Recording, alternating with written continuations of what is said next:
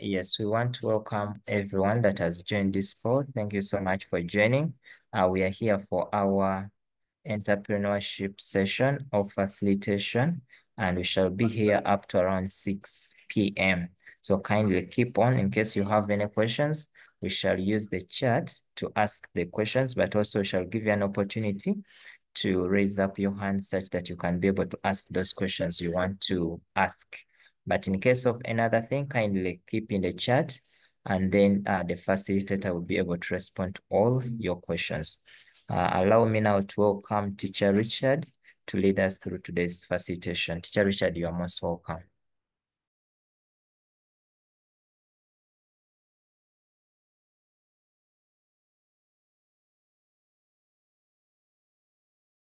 Teacher Richard, unmute. Teacher Richard, unmute.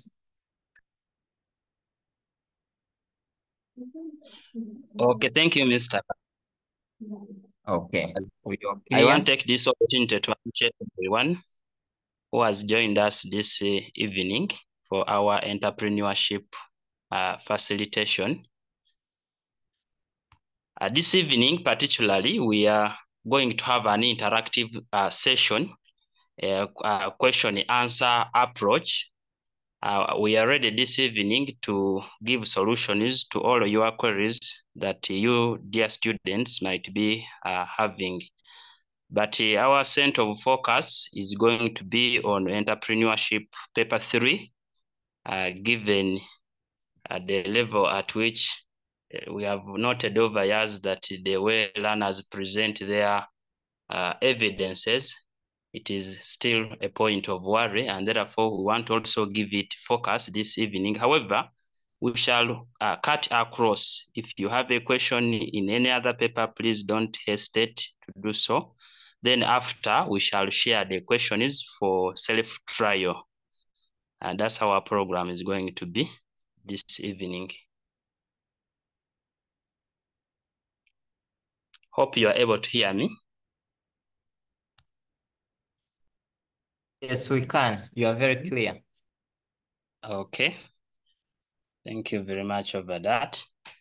I want to take this opportunity to share the screen first and foremost. We see how my laptop here is having an issue. Let me use the phone.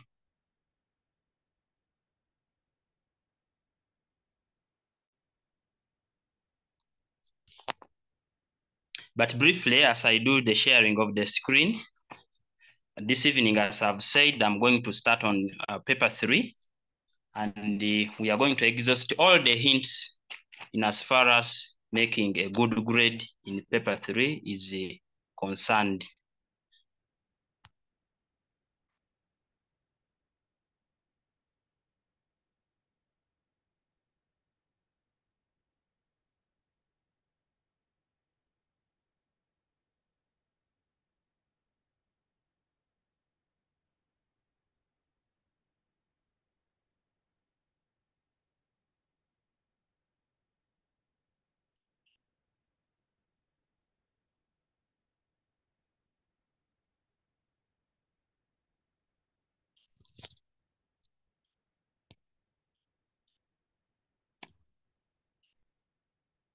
I think it is now visible.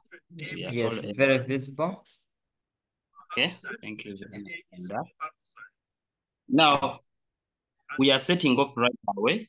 We go to section A. As we are all aware, this being that we are handling candidates now, being the second term, we all know that the entrepreneurship paper 3 is set with 3 sections, and that is section A, section B, and section C.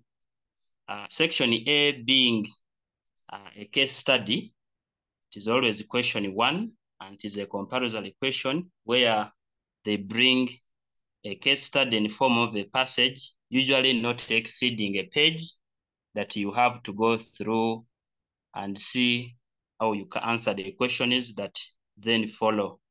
And then section B, as well as you are aware, we know that it has is, which basically focus on school business project. The project you must have carried out in your school as part of the practical entrepreneurship that you are supposed to engage in. In short, the laboratory for entrepreneurship education, which we hope by now, whoever is online here must have carried on that project. And then section C, we equally has 2 questions. Of course, we also know that it has what we call field attachment and then field trip. Field attachment usually being question 4 and question 5, which is our last question being the field trip, where we demand that it becomes now hands-on. You go in a real practical business world outside the school environment. In a field trip, you visit an already existing business. In the field attachment, we require that you go and practice your entrepreneurship, your skills gained in classroom in a real business setting. My concern of choosing this paper perhaps today is to solve the issue of evidences, which seem to be a problem to majority of our learners when it comes to presenting evidences on points. This is one of, but then evidences sometimes let us down, given the fact that it's a paper that we keep marking out of a half, a full mark, and then every time you don't present your evidence, really, you see that it affects your grade, which is not proper. When you start off, I want to start off with case study. Whoever has a question, you'll raise it perhaps in the chat room. Also, at a opportune time, you will be allowed to carry up your hand, and we have an interactive session. We want to exploit everything and leave no stone untouched. We are going straight to case study questions. As I have said, that entrepreneurship has 3 sections, section A, section B, and section C. Section A is a compulsory part which holds question 1, which is a passage in this case that a learner is supposed to read, internalize, and then answer the questions that follow. But over time, you realize that some learners have failed really to pick up on the marks allocated to this section. Yet when you try to look through all the sections, this would really be the section where we expect every learner to get above the average. Why? It's a reason as to why we are going to look at that. Why do we think case study part particularly would be the best for a candidate to harvest the best marks when it comes to entrepreneurship? Paper 3. I'm starting right away.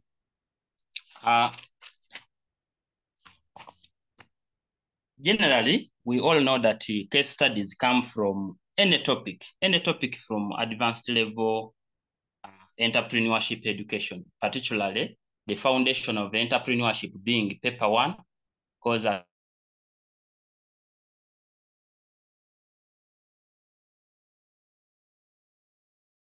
one content and put it in a real practical situation. And you realize most of our case studies come from the content, particularly the course outline of the topics in paper 1.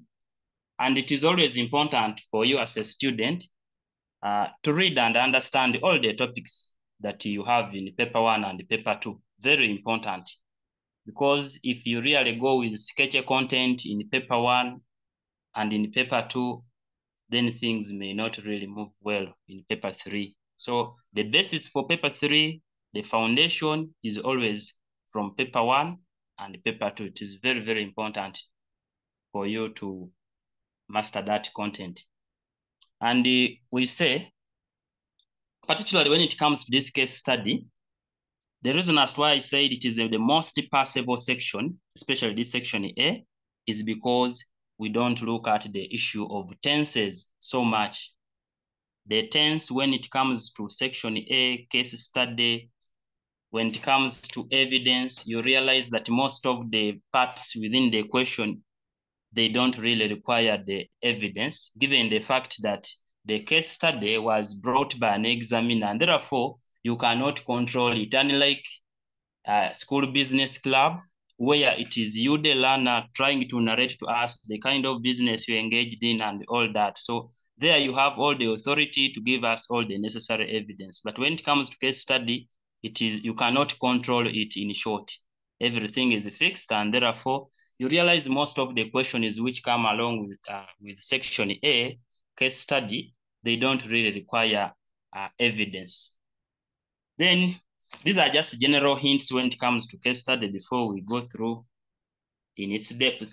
We realize that as a learner, it is advisable that these case studies you read at least 2 times, 2-3 times.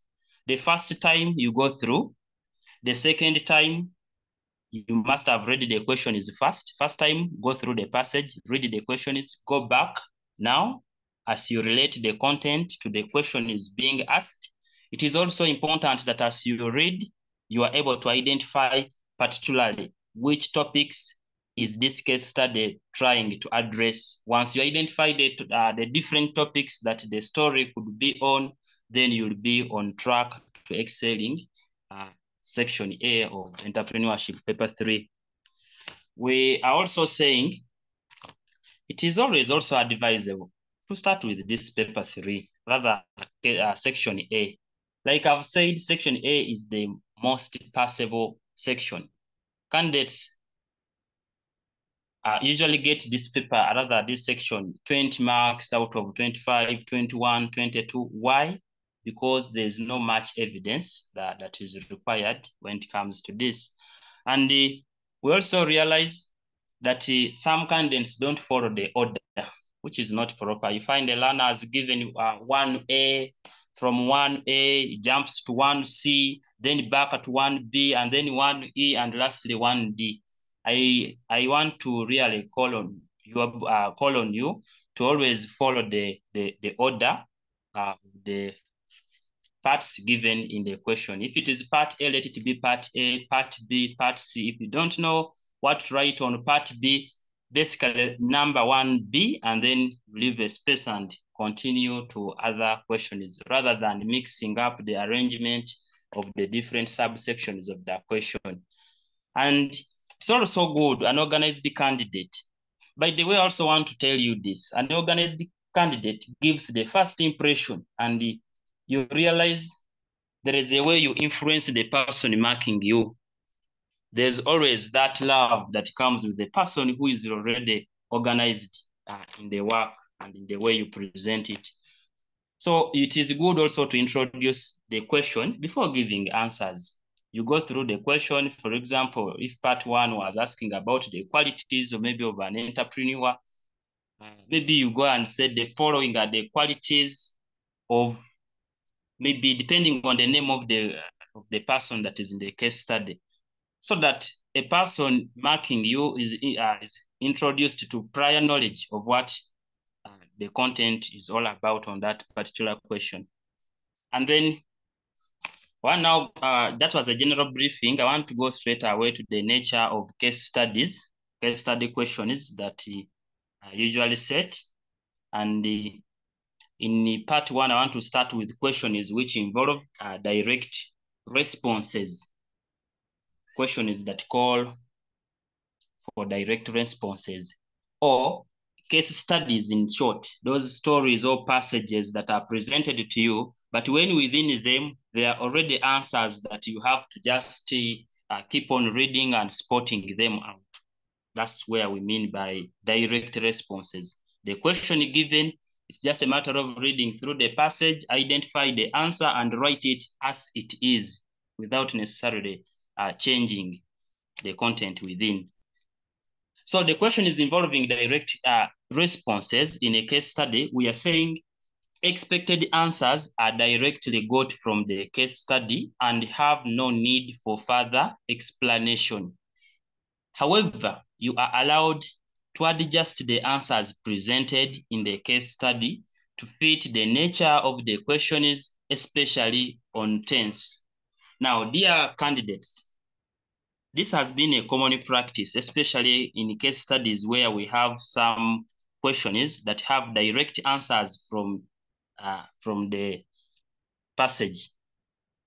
If you find that there's a question whose answers are already in the case study, in the passage, it is always advisable that you don't change any meaning at all. Present the content the way it has been presented in the case study. The only thing you can do, the only input you can bring in is maybe to adjust on the tense, depending on the question. But you have nothing much to do with the point, the core of the point presented.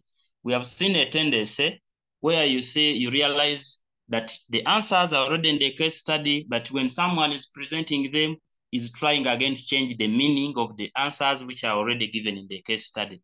The moment you see any question whose answers are already in the case study, please present those answers the way they are. The much you can do to adjust, as I've said, just maybe change the tense to fit the question, But also, there is no big penalty when it comes to issue of tense in section A. No big penalty at all.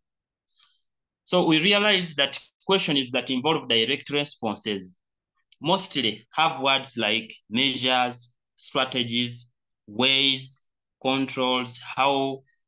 Whenever you find such questions of measures, of strategies, of ways, controls, such techniques, then just know that the answers might be in the case study already, and you just need to spot them out and bring them on board. And we realize that measures, strategies, ways, and controls, we apply the tense of present continuous tense. That is use of ing. So majority of your answers you present, they must be having an element of present continuous tense when it comes to this case. Then we also have questions that involve such phrases: mention, state, give, outline, what, identify. Just as brief as they are, they're very concise, very precise. These give them the way they are in the case study. Don't add anything like building a point. We are not in paper that you are now building a point on a case study which you did not present. Remember, this case study was presented to you. You have no input in it. And therefore, whatever is given, take it as it is when it comes to the case study. So if they use mention, please mention. State, please state. Give a direct point the way they are, especially when it comes to direct responses whose answers are already in the case study as we had earlier pointed on. Also, we say how to identify direct responses in the case study. How do I identify that this is really a direct response in this particular case study? We are saying these in most cases tend to come or appear in one paragraph or different paragraphs and separated by commas. You realize you find a paragraph within a case study which is outlining maybe about I'm taking an example of qualities of maybe a particular entrepreneur in that particular case study. They are saying he was also hardworking, committed to his work, persistent, and a risk taker. You find such a statement. There is already hardworking, committed, risk taker, persistent. All have been fixed there within just one paragraph, but being separated with a comma. Already, they come down and then they ask you to give the entrepreneurial qualities of Richard. Then this means, I'm just taking an example, if Richard was the entrepreneur they are referring to in the case study. You realize here they paragraphed the work. They gave all the points perhaps in a single paragraph, separated with commas. Now, when they ask you to give those qualities, let's say, for examination purposes, it is advisable that you present each different response independently. So in this case, you will say hardworking, risk-taking, persistent, committed, but on a different on different line. Don't again put them in a singular sentence. Why? If you put all those points in one sentence, just as it is appearing in the case study, then you are basically going to earn 1 mark and you'd have really lost it all. So it's always good, first of all, look through that. Someone here is saying we share the paper. Okay. The paper we are going to share some questions, but for now we are looking at those errors that learners tend to commit. Let us maybe first handle that part. Questions you receive them. Questions are very many, but the issue has always been on the way we approach these sections, and we end up harvesting very low marks, really very low marks. This is a paper that every learner would get reasonable marks if we are to make the subject shine. Now, we have been saying for examination purpose, present each with a different response independently, meaning on a new line, don't again state in a singular paragraph. Then part A, of course, we were saying questions which were involving direct response. Direct response meaning already answers in the case study. Now part B, we are looking at questions involving indirect responses. And here we are saying they are subdivided into two. We have where evidence is provided in the case study. Words in the case where evidence is already provided in the case study, we are supposed to use words or phrases used include the methods, sources. If you find such words used, methods, sources, outline the methods, explain the sources, give the tools, list the principles like that, laws, elements, characteristics, factors that affect or determine or influence. In most cases, you realize that these principles, for example, these laws, these elements will not be in the case study, but they might have given an evidence already in the case study. Whenever we talk about questions involving indirect responses, it means in the case study this time round, there is only evidence, but there is no point. But under direct responses, a point is already there in the case study. Now, how do I identify the point rather than evidence? And it helps me to generate a point when it comes to questions with indirect responses. Sometimes we interact with the questions like, I'm taking still an example using Richard. You find somebody has given an example, a story about Richard, and then they say Richard would wake up at 6 a.m. and close maybe the shop at 10 p.m. And then you are coming down and you're asking me, explain the entrepreneurial qualities that Richard possesses.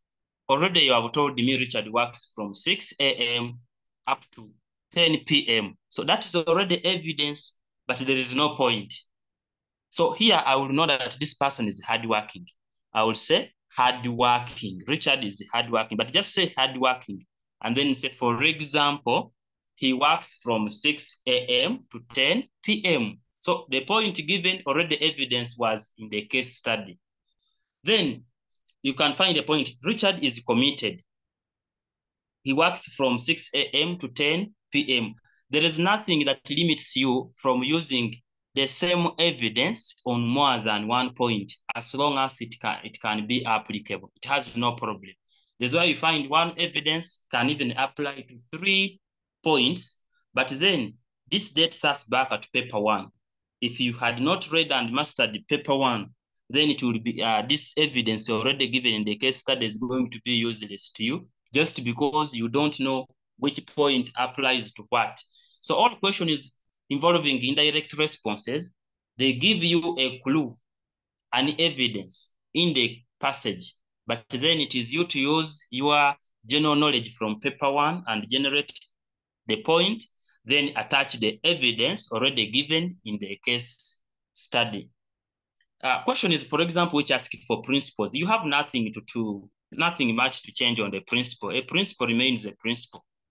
If you ask me maybe the principles of taxation, then they just bring them the way they are in the paper 1.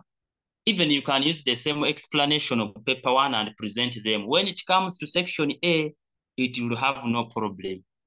Even when you present in the tense of paper 1, when it comes to these principles, because nobody can taper with the principle, nobody can taper with the law. A law is a law, a principle is a principle. We can't change anything. We also say question is of characteristics, of course, like I've earlier said. They can give you an evidence, then yourself you identify the characteristic that best fits the evidence given in the case study. I want to make a reflection again. I said, in part A, question is which involve direct responses. For them, we find points or answers already in the case study. But question is involving indirect responses. They instead give us evidence in the case study, but there is no point. So your role is to use the general knowledge, the entrepreneurship content you got from paper 1 and paper 2, pick that particular point, attach there the evidence which is already given in the case study. Like I've said, if they say is he works from 6 a.m. to 10 p.m. Now they ask you for the qualities of such a person. I said you can now say is hardworking. And then you say, for example, works from 6 a.m. to 10 p.m. And I've said there is nowhere where it stops a candidate to use more than one evidence to be used on more than one point. It is very, very okay, as long as that evidence is applicable to where you are taking it. Then factors that affect, determine, influence. Now, when they ask you the factors that determine, influence, when it comes to paper 1, such question is we give a neutral point. Explain the entrepreneurial, economic, environment factors that affect maybe the entrepreneurial environment. Now, when I state my point, when I state a point, in this case, a neutral point, it means I will explain both sides, the favorable side and the unfavorable side. That is on the side of paper 1. But if you ask me in case studies, that especially paper 3, let's say, when they ask you that explain the economic environment factors that determined the entrepreneurial environment, in this case, we only go with the positive side when it comes to paper 3. Paper 3, we don't talk about both sides. Somebody can even say, you state a point, a neutral one. Then when it comes to explanation, you only give the side of the positive, strictly the positive side. Don't go into details of giving the negative side as well. It is really not necessary when it comes to this paper. Like if you have set the point, let's say level of infrastructure development. In paper 1, we would say good infrastructure development. Okay, good infrastructure encourages entrepreneurship because it is cheaper for entrepreneurs to access raw materials, while poorly developed infrastructure makes it expensive for entrepreneurs to access raw materials, which limit entrepreneurship. But when it comes to paper 3, we shall still state a neutral point, level of infrastructure development. Then we talk about the positive only. We say well-developed infrastructure encourages entrepreneurship because it is cheaper for entrepreneurs to access raw materials and markets. We stop there. So whenever you find a question, whether it is in section A, section B, section C, as long as it is in paper 3, and they're asking about factors that affect what the word, the concept there, of key qualifier, affect, determine, influence. In paper 1, you state a neutral point and talk about two sides, the negative and the positive side. But in paper 3, we state a neutral point and only talk about the positive side only, unless if side. But as long as they have used the word affect, determine, influence, then that's how we are supposed to do it. We also come to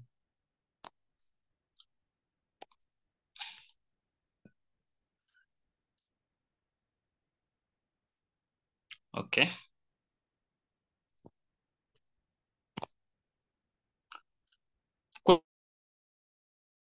is not included. Remember, we said question is involving direct responses, and we said they are subdivided into two. There is where evidence is already provided in the case study. And then we said in Roman 2, there are those questions where evidence is not included in the case study. Meaning, a point is not there, even evidence is not there, but they are asking you to present the answers to that particular question. Now, question is where neither direct responses are provided, nor evidence is provided in the case study. How do we handle them? Here we looked at the approach. We said both the expected answers and evidence must be got outside the case study, or from general knowledge of entrepreneurship, or from paper 1 and paper 2. You may find the answers are not in paper 1, they are not in paper 2, but it is just in the general knowledge of business, of entrepreneurship.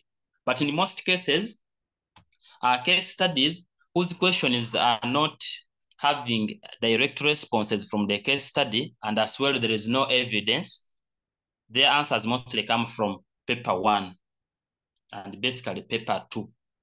So you have to be keen on that. That you read the question, you read the case study, you really see there is no relationship. Completely, you can't see anything like evidence in the case study. You can't see anything like a point in the case study, but then the question is there. Just generate information from paper 1 content and present it when it comes to this. Excuse me, teacher. This is a which all of us, specifically when it comes to this section A, that we should harvest above 20 marks. If you want to get a good grade, section A is where you should start by getting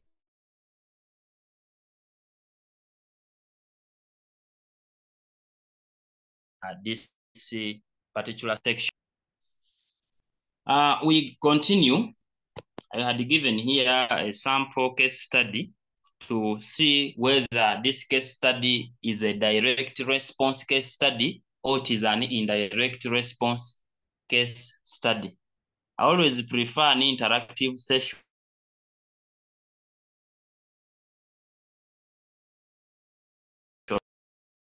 If we have any learner there who can read for us this case study, please, you can call up the hand and mute yourself and you read for us. Excuse me, Any teacher. volunteer? Yes. I have a question. Yes. So when you're talking about the questions that ask for like determine, influence, where in paper 1 you give a neutral point. You said in paper 3 you just give the positive part. We don't need to give a neutral point. No, I said paper 3 you state a neutral point just as you state in paper 1, but when it comes to explanation, you give the positive side only. You don't give the negatives. No, you don't give the negative side. Okay, thank you, teacher. So you even read us this case study. Okay, teacher. It says Richard and Mattia are special friends who decided to start Chap Chap restaurant in their home area. The two friends involve workers in decision-making, ensure job security for all workers, provide fringe benefits, and offer on-job training. The two friends work daily from 6 a.m. to midnight, and they charge high prices for the services offered compared to other restaurants, despite the existence of many restaurants. Okay. Question? Can you read for us that question? Part A. How are the workers motivated in the business? Thank you very much. How are the workers motivated in the business? Now, I want someone to tell me whether this case study is a direct response case study or it is an indirect response case study, if you have really got what I've been saying about. Anybody to tell us? By show of hand, you tell us whether it is a direct response case study or indirect response case study. Because our question is saying, how are workers motivated in the business? Yes? So it's indirect. It is indirect. Okay, good. Any other trial? If we have someone else there. Oh, Uganda Matters is saying it is a direct. Lubega Ahmad. Okay. Lubega, please unmute yourself.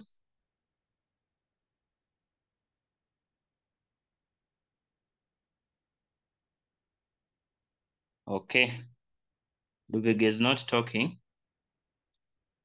So, Uganda Matters, when I check the chat room here, Uganda Matters says it is a direct. Act High School says it is a direct. Kinyara SCS Masindi says it is indirect. Rahim says indirect. And Uring Secondary School says it's a direct case study. Let us observe our question very well. They are saying, how are workers motivated in the business? But then when we drive back to our case study, okay, Lubega is saying it's a direct case study. Techno J5, can you unmute yourself?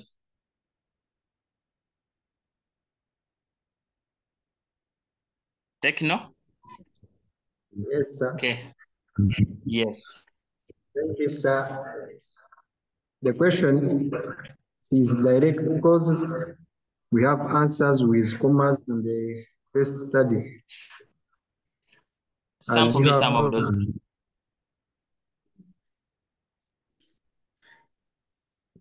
Sample me the answers if you are seeing them.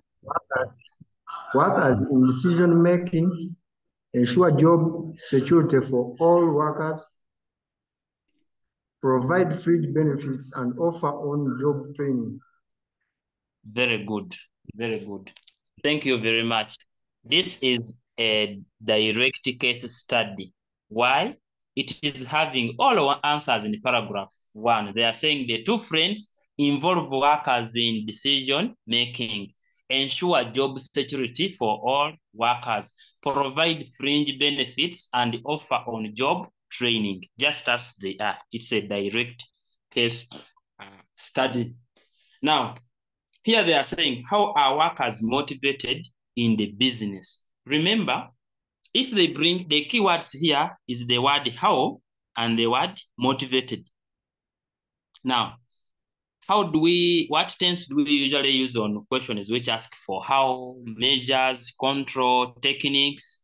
Who can tell us what did I say that the tense there is, especially on questions which have how, control, measures, techniques, strategies? Which tense do we use? By show of hand or Noel? Okay, Noel, unmute yourself and then. Okay, Uganda Matters, very good. It's present continuous tense. We use ing on questions of how. This means when you come back to our case study here, they say the two friends involve workers in decision making, ensure job security for workers, provide benefits. Meaning, here we are just going to state the way they are, but we paragraph them as points. Going to adjust by putting there the tense. So I'm not going to change any meaning in this case. For example, I'll start by involving workers in decision making because of the word ensuring job security for all workers. The way it is, I'm not changing any meaning. I'm only adjusting on the tense, just as I had earlier talked about it. Providing fringe benefits. And then lastly, offering on-job training. A direct case study. Every answer is there as they needed it.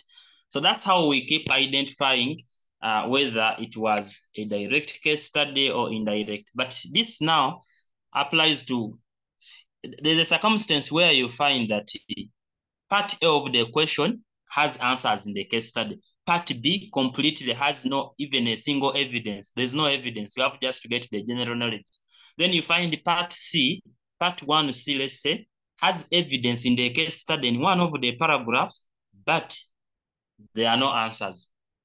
Like here, they are saying the two friends work daily from 6 a.m. to midnight, and they charge high prices for the services offered compared to other restaurants.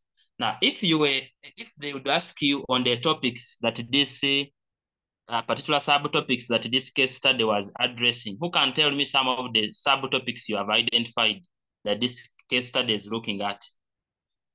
By show of hand, you tell us the part of the topic you suspect that this case study is addressing, because it's not a single topic. Paragraph 1, I see a different topic. Paragraph 2, yes, St. Joseph's Hill. Yes, you unmute yourself.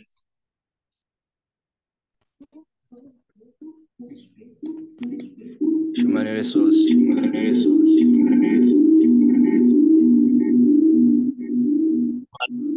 Management, but particularly Lenovo has brought it. Thank you, all of you. It is a human resource. However, we are looking at the part of motivation. Yes, Mr. Kaziva.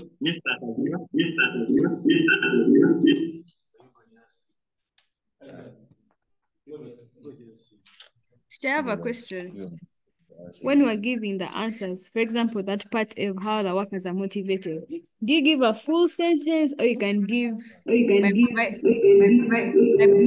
providing fringe benefits, offering job training, or you have to say the workers are motivated through providing fringe benefits, through providing job training?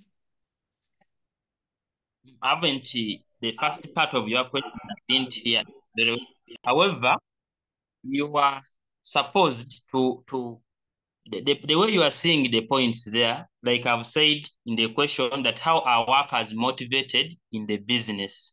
Now, if we are saying how are workers motivated in the business, the key terms there was how and motivation. Now, the how was helping us to particularly generate the tense, and someone told us that that is the use of ing, present continuous tense, meaning come direct to the points the way they are in the case study. Don't change any meaning, just adjust on the tense by saying involve. Instead of involve, you say involving workers in decision making. Don't add anything. Provide. That's not my question. Okay. My question is, they had asked how the workers motivated in the business. So, is it okay to answer by just saying by providing fringe benefits or offering job training, or you have to come and say the workers are motivated by providing fringe benefits, offering on jobs training? Yeah. Okay, I get your point. Always go direct to the point when it comes to this. Go direct to the point. Okay, don't go in sentences of the workers are involved in decision making. Workers are provided with job security. Go direct to the point so that your worker can easily be seen, and then things go. I think Mr. Charles is on here. Yes. I have unmuted you. Charles? You unmute yourself. Okay. The hand was up.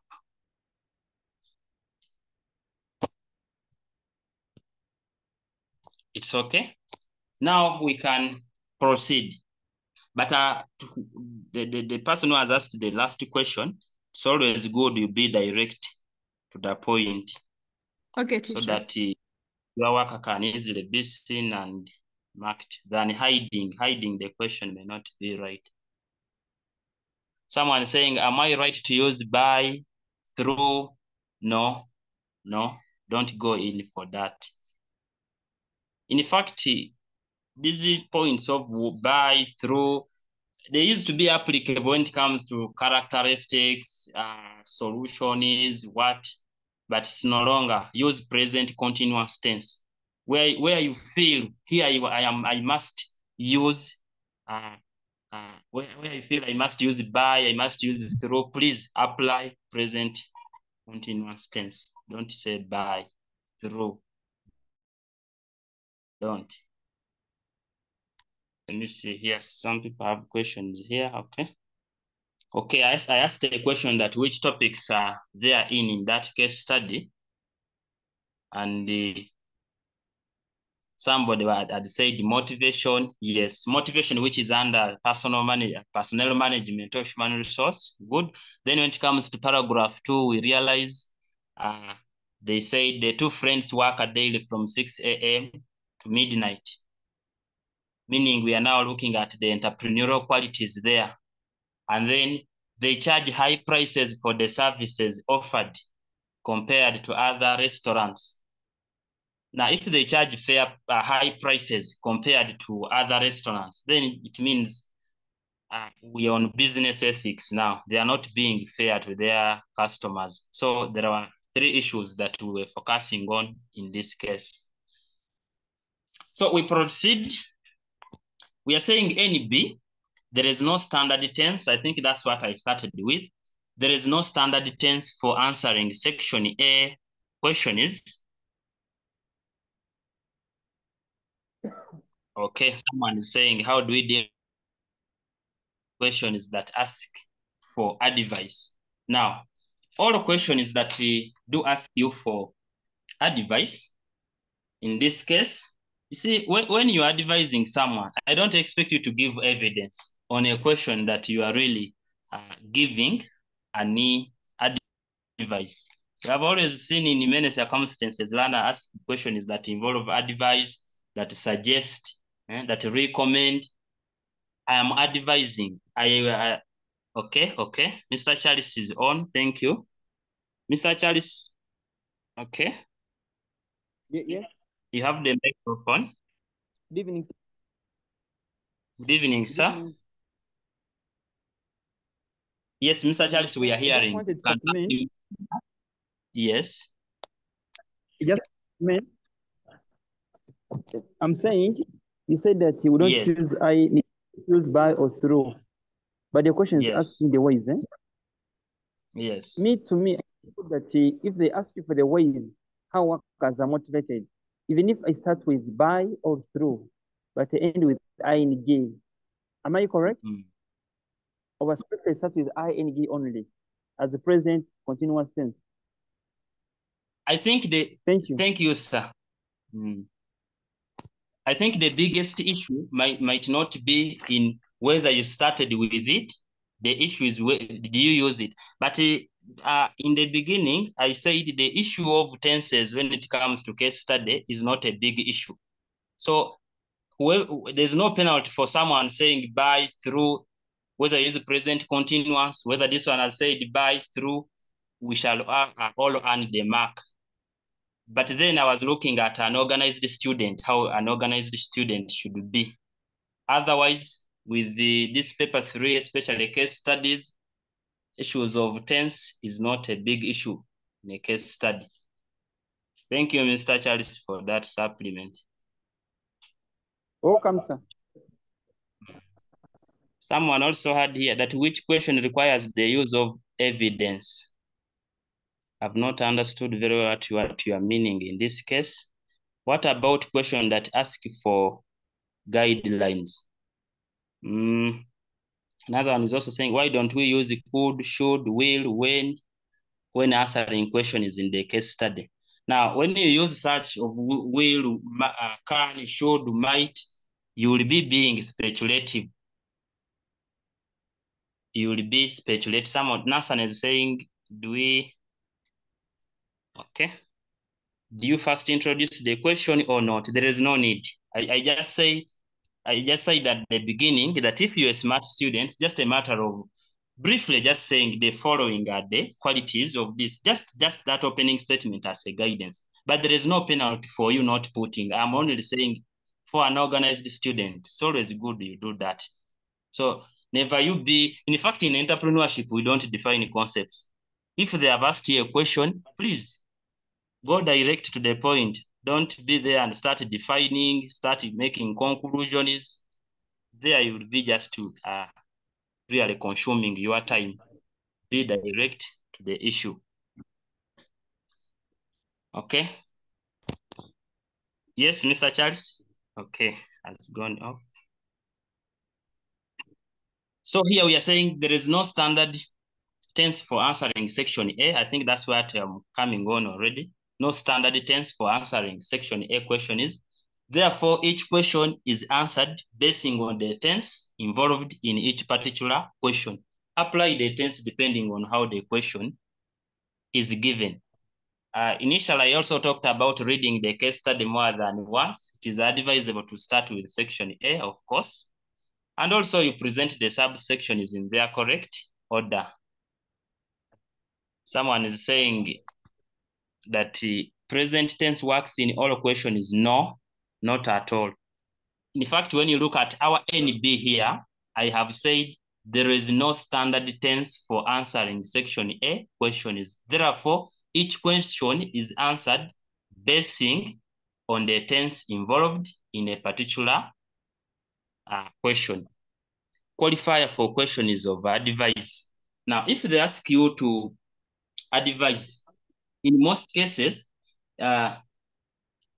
just state, let's say, the point, state the point and give evidence, full stop. Rather, give the explanation of content of paper one because you are advising.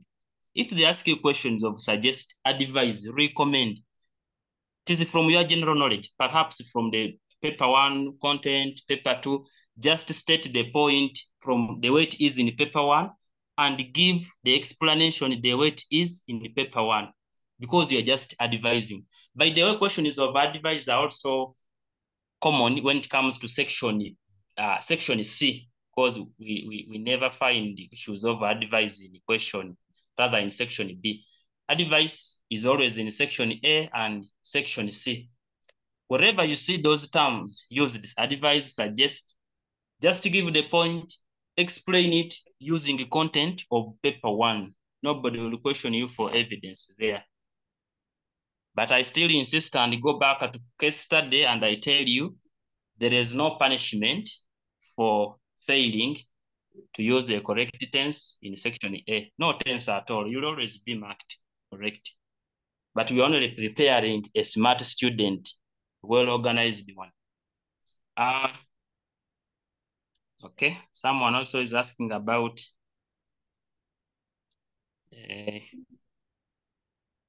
question is which ask for the guidelines. I think if we enter into guidelines, particularly you will be going into paper 2 work, not paper 3. There you would have gone in paper 2 work. But guidelines, I think in paper 1, it's what we call the strategies, ways, techniques, controls. They are the ones which become guidelines when it comes to paper 2. But what differentiates them is the tense now. Now we change the tense. Either we use shall or we apply present continuous tense.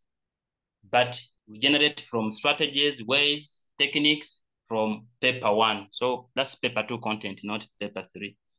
Yes, Mr. Charles has also supplemented the same here. Exactly. Thank you. Let me see. I want to exhaust questions before we proceed. Someone also was saying, okay. What if the question is already have, will, should, could, can't? We borrow those words. The answer is no. So whether the question has said should, don't again go everywhere and also using should.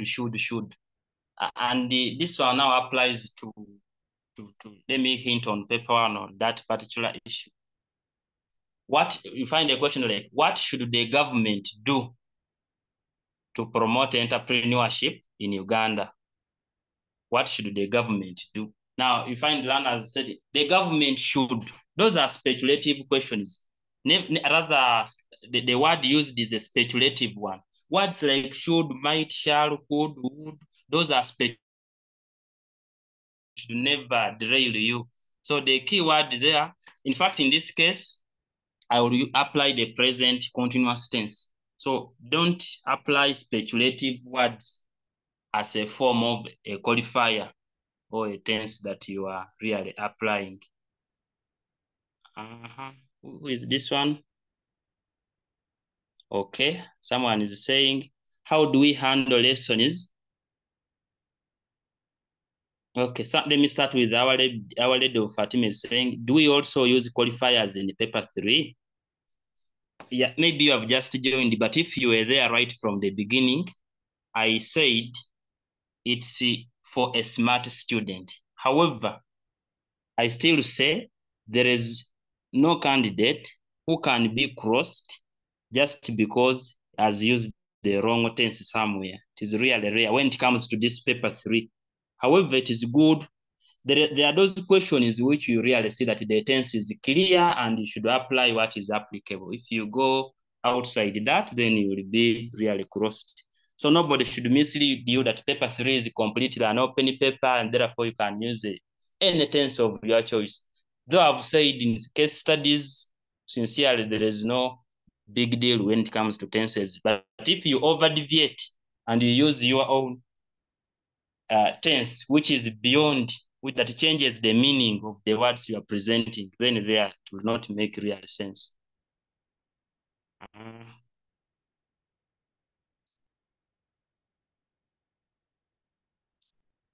Someone is saying, how do we handle lessons learned from the case study? Now, if they ask you for lessons learned from the case study, of course, these are now inspiring statements. What have you learned in the case study? If they ask you such a question, it means these are basically the lessons that you have derived from the case study specifically. So I don't expect any standard tense. There's no tense, in fact, just derive according to you. What have you learned from the case study? Maybe one thing I can comment on that is we don't learn bad things. Therefore, you try to eliminate the negative and only pull out those lessons that are positive. So even when, for example, in our case study, we saw that he was charging high prices to the customers. Now, don't say that it is important to charge high prices to the customers, and you tell me that that is a lesson learned. Really, we don't learn negatives. We only pull out what is positive and leave out what is negative. Someone is also saying, if there are only 3 answers in the case study and the question requires for like 5 answers, can I add the other answers using the knowledge of paper 1? Exactly. That is Good Samaritan SS. Exactly. Question is asking for advice. What qualifier can we use, please? Like still I said, we don't need any big qualifier in this case. But basically use the present continuous tense. That's the common tense that we can keep on applying. Use present continuous tense. But I still insist that nobody should ever be crossed just because you have used a deviating tense, unless if your tense is changing the meaning.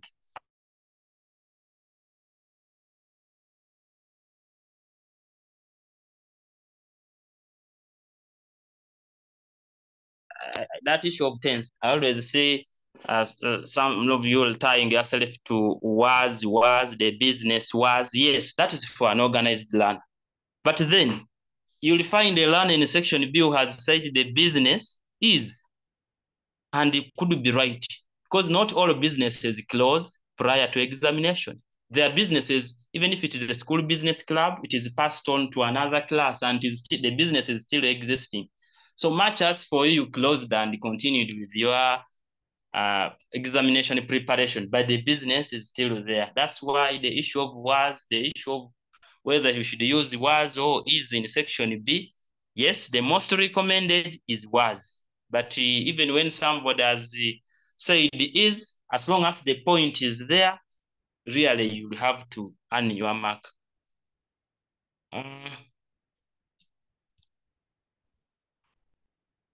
Oh, someone is saying I've muted myself. How? St. Joseph's Hill. Do you have something to say? Okay, unmute yourself, St. Joseph's. The difference between open-ended and closed-ended questions. The difference between open-ended and then closed-ended questions. Now, if I can bring it in this perspective of paper 3, I would perhaps say the closed-ended questions are now questions which already have direct response in the case study already, if I'm relating it in this case to paper 3. But if we generate another meaning, it may not necessarily be that. But in this case, those closed-ended questions are those questions are rather questions that are demanding answers, which are already talked about in the case study. Yet open-ended, you realize that you get from anywhere, from general knowledge, from paper 1, and all that. Then, still in paper 3, it's advisable to use present tense in the section B, school business club. It is the best way to present section B, if you are an organized student, is to use past tense, not present continuous, is to use past tense. But I was just giving you a hint that there is no penalty for a learner who might have not used the was and went everywhere using present simple tense. For example, use of is, are. It's okay. However, I'm now organizing it to be a best candidate. Try to use past tense in section B. However, present continuous tense can also apply on some questions in section B. So don't cram the tense, but read and understand, internalize what the question says before you approach it. That's the most important. Don't cram the tense, but understand the nature of the question before you do the presentation of your answers. Then in field trip, what do you do when you are asked to describe the layout of the business visited? Okay, that one I'm going to show you. It is already in the presentation here. How best can we present questions of goals and objectives in paper 2? Goals and objectives in paper 2. Okay. Okay, I think now you're asking if they say, for example, you are dealing, let's say, you are dealing in a carpentry workshop, and then maybe they say in your home area, and they say, state the goals of your business. Now, if you ask me to state the goals, remember the difference between goals and objectives is that goals are merely medium or long term, and the objectives are short term. The points remain the same, but you must be smart. When I say smart, I mean you must be specific, you must be measurable, realistic, time bound, and all that, and achievable. Now, for example, I can say to increase sales by, because I must show the percentage, the increment, and then I must also show the period. I'm going to take an example of a percentage. To increase sales by 2% or by 10% in 1 year. That one becomes a goal. But I can use the same point to generate objective. To increase sales by 5% in 2 months. All objectives are below 1 year in terms of a period. And you must be realistic, like we have said, you must be smart. Never you say that I increase sales by 200% in 6 months. You are not realistic. You cannot double the sales that you have been making in a period of only 6 months. Which magic are you going to use? So that's how we do present the objectives and goals in paper 2. You must be smart. That's what is important. Be specific. Your goal objective should be measurable. It should be realistic. It should be achievable. Don't set a goal that you cannot never achieve. Someone is also saying, okay, I have muted myself. Let me see. No. I think I'm on.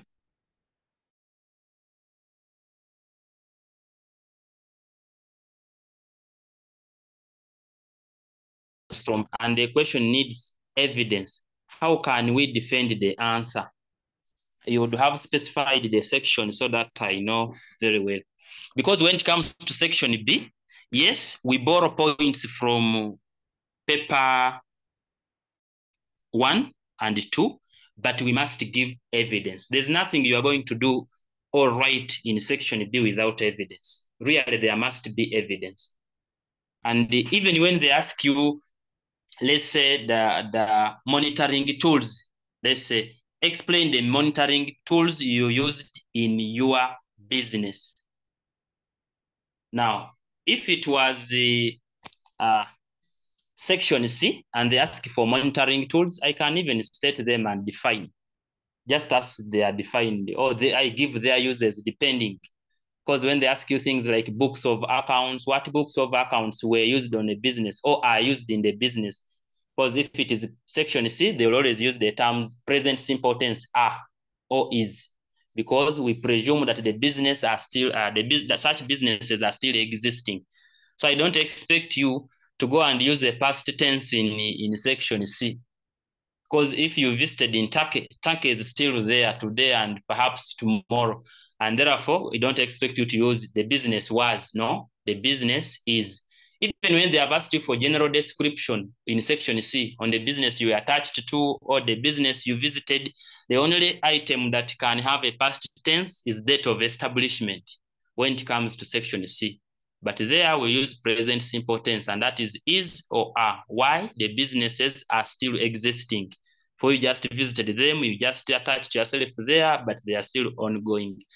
But the reason for using was in section B, or that past tense, or where, is because we assume by the time of setting national exams, such businesses have closed up. However, I said there is no punishment for you saying the business is or are, whatever the case, in section B. Why? It could be still existing. For example, there are schools which do canteens, and this group hands over to another school and the process becomes continuous. How is mission related to vision, and what distinguishes them? This is Nyavitete SS in Rukongeri. Okay, what differentiates a mission from a vision? I think now this goes back to internalizing paper 1 to know what a mission is all about. Under social entrepreneurship, we go in depth to know what a vision means, and we go still in depth to know what a mission is all about. But a vision, I think a vision is basically the mental picture of where you want to be. In short, where do you want to be in the future? That's a vision. That's why when you find most of the vision is, you'll find somebody, let's say if it is a bakery, somebody is saying to be the leading producers of quality bread in the whole of East and Central Africa. That is the vision of someone. A vision should be smart also. Don't set a vision which cannot be achieved. And also don't set a vision which is very easy for you to achieve. So a vision is just a mental picture of what you want to be in the future or where you are trying to head. And all our goals assist us to achieve a vision. And then when it comes to someone was also asking the difference between a vision and then when it comes to a mission. Now, a mission is simply looks at that what makes you unique. Mission, what makes you unique? Because you may come in an industry where all other businesses have been there, but why do you think for you are going to survive and others will not? Or why do you think you are going to do better in an industry where you already found other players there? That's why most missions have answers like, most businesses have missions like to be the leading producer of quality, let's say quality bread at affordable price. Are you seeing the word at affordable price? Meaning, I have come in an industry where bread companies are already there, but what is going to make me unique is offering the bread at a cheaper price. So a mission is simply a reason for your existence. Yet a vision is where you want to be, a mental picture of where you want to be as a business. I hope I have handled you. Then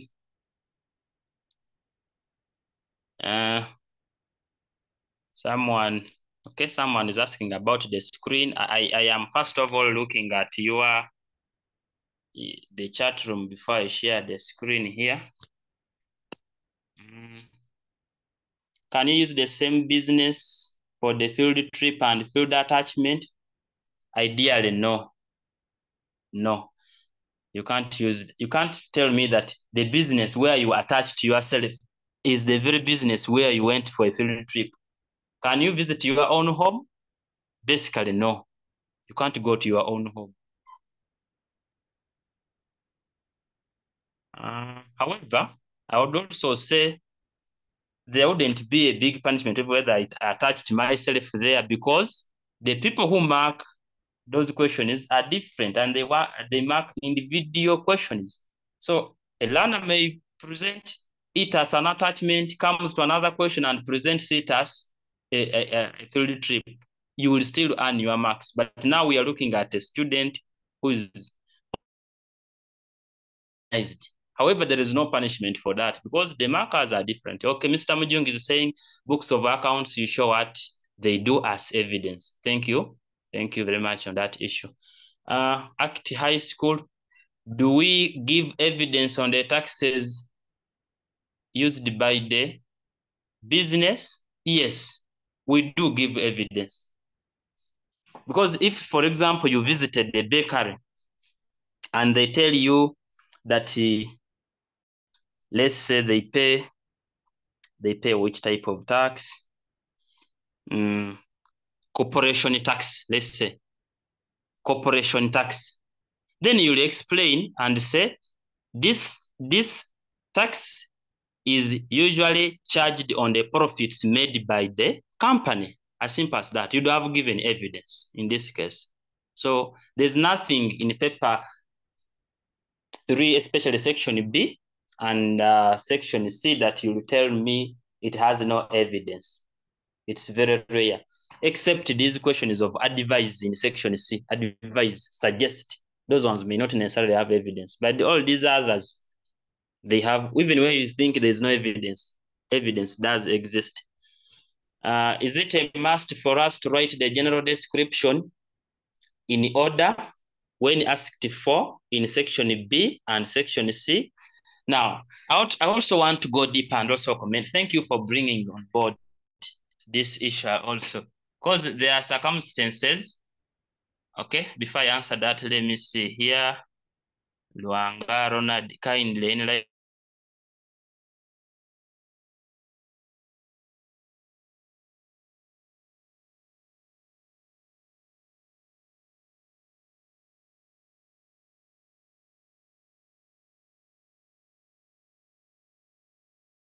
See, rather than just looking for marks, let's make them practical. Go for the field attachment, go for a field trip, so that you don't look like an unprepared learner, as a person who's just forging out points. However, for exceptional cases where you find the learner, the business he visited is the very business he was attached to, I've said there's nothing that will stop that person from being marked, because the people who are marking those questions are completely different and they are not there to link and see whether you have used the same business name or not. And then, but I advise you to at least do it practically by attaching yourself and then going for a field trip, change the environment and learn different skills. And then someone, okay, before I go, how do they answer questions of how did you dispose of assets or other wastes? Let me first answer this one of general description. I had read it before. Do we give description in section C even if you're not asked for? No. That is form 6. No. Don't give description if they have not asked for it. Don't cram that description should always be there. However, when you are critical and you have observed the setting style these days, you realize general description is now almost even in section A. You find it in section A, you find it in section B, you find it in section C. The trend, you realize that. But then, students that entrepreneurship is the only subject, you go to the paper when you are sure that at least the minimum I have is 8 marks, because you will go rest assured that there must be something related to general description in section B.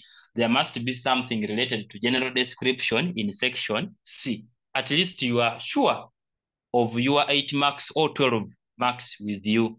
And then you launch on those 12 marks and see of how you can gap it up. In fact, if you get this one, I should also say it. If you get entrepreneurship, an O, literally, if you, for example, last year, let me take an example of last year where you almost credit 6 was almost given at. I'm not saying, okay, I will not mention the mark, but then whoever got an O really got far below the average, got a very poor mark, must have gotten below 40. Must have gotten below 40. So we see that somewhat of general description here. I want also to complete general description before I go to another item. Is it a must to for us to write the general description in order, or when asked for in section B and section C? That is our Lady of Fatima. No. By the way, I also want to talk about the issue of general description in depth. We realize that in most cases, a learner is asked for general description and it takes a lot of time wasting on SWOT analysis, purpose of the business. Remember, when you go in for SWOT analysis, some of you now go and start writing about strength, weaknesses, threats, and what else? And opportunities. Why write all that? You find the learner has spent 2 pages just writing about general description. Please don't waste a lot of time. If I can relate and ask you, if somebody comes to you and says, can you introduce yourself? Talk about yourself. I think the first thing you do is to tell me your name. Meaning, in all the general descriptions you make, business name and address is very, very important. Business, okay, Bishop College is asking about plant layout. I'm going to handle that also. It is very, very important when they ask you for general description to indicate the business name and address. That's the only item I can say it should be there. Then these others, you are at liberty to state any. But perhaps an organized student, I expect you to give me business name and address first, and then you give me the location of your business location. Then from there, you can state anything you so wish. So I've always told the candidates that general description is not hard as the way people like exaggerating and wasting a lot of time on it. When it comes to business name and address, just give us the name of the business particularly and its address. I also want to really make a hint on the way we state business names. Take an example. You find someone saying, let me use the names that I'm familiar to or around me. Somebody says, Wanyange Chapati business. Wanyange Chapati business. That's wrong. In general sense, have you ever moved anywhere and you find a business which calls itself a business? No. Even if it is a hardware, there's nothing like that hardware, Wanyange hardware business. No. The words they can use project. I don't expect you to say Wanyange hardware project, Wanyange cassava project. It's a lie. That's a wrong business name. So even the way we state our business names matters. I expect you to say, for example, Wanyange Chapati makers, Wanyange Chapati producers, Wanyange Chapati enterprise. If you so wish, it could be an enterprise, whatever the case. Those are some of the things you should use when it comes to stating a business name. So if you have been there and you state your business name with the word business, then it's a wrong one. That's what I can inform you on. And then when it comes to business location, whenever you're writing about business location, we look at three key terms. And the very important term is the issue of district. I expect you to give me at least a district and any other two features. A district and any other two features, meaning a district is compulsory. Some people can use village and sub-count and then district. It's okay. Some people can say, for example, I'm taking an example of this, that I am in the business is located in Jinja district, maybe Bugembe Trading Center, opposite Shell petrol station. It's okay. You would have given me three items. The district is there, the center is Bugembe, and the nearby feature is a petrol station. It is also okay. But what is important in location, make sure that the district is there. Some people have said, what if when I come from a city? Which city?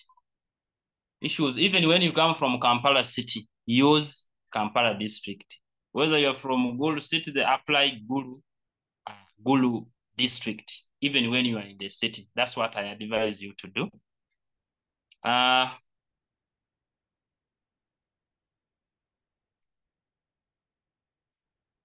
Okay. Can we, teacher, can we please what? Resume to the questions we had planned to do? Okay. I think it's interactive. Let me handle Noel. First, Noel, please. Hello, sir. Yes. My question was all about how to dispose of the wastes and about rental taxes in paper 2. Kindly tell us. What's the issue? What's the issue with the rental taxes? First, be clear on that particular point. Yeah, about the rental tax, we were using the 20% for the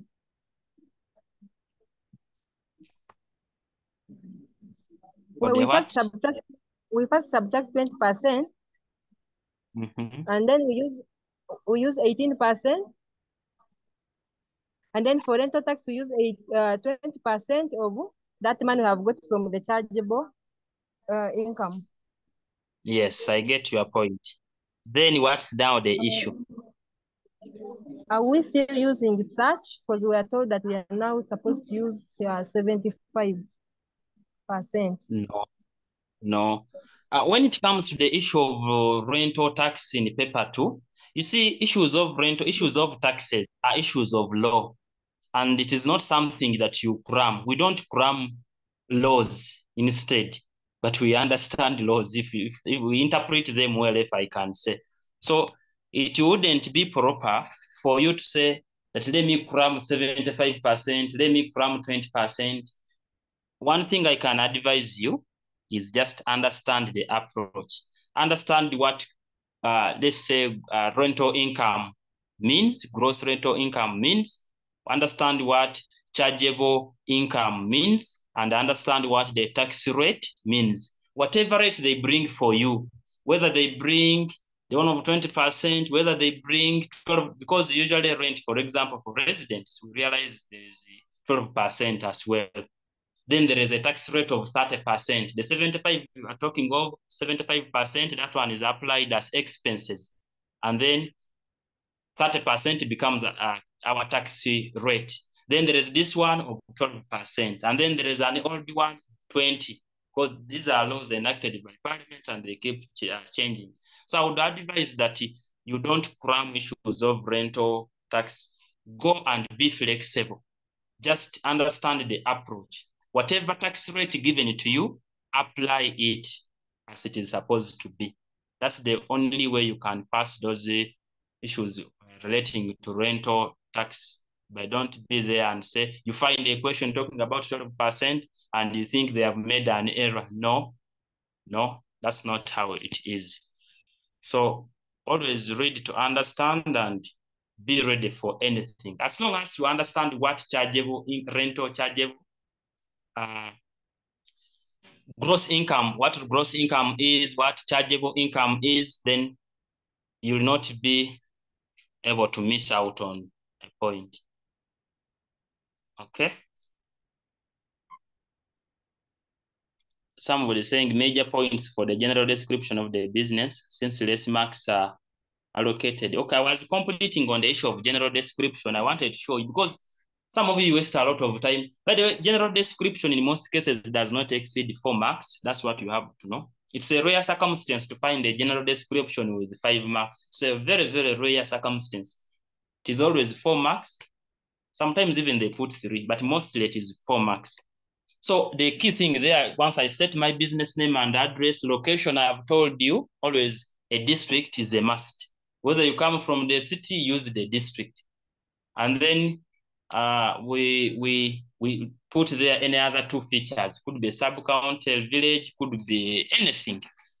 But this means of saying the business, for example, somebody tells you that the business is located in Yumbe district, 4 kilometers away from Yumbe Gulu Highway. Now, do we have a tape measure that we shall go around measuring your distance of 4 kilometers away? That's not a good location, really.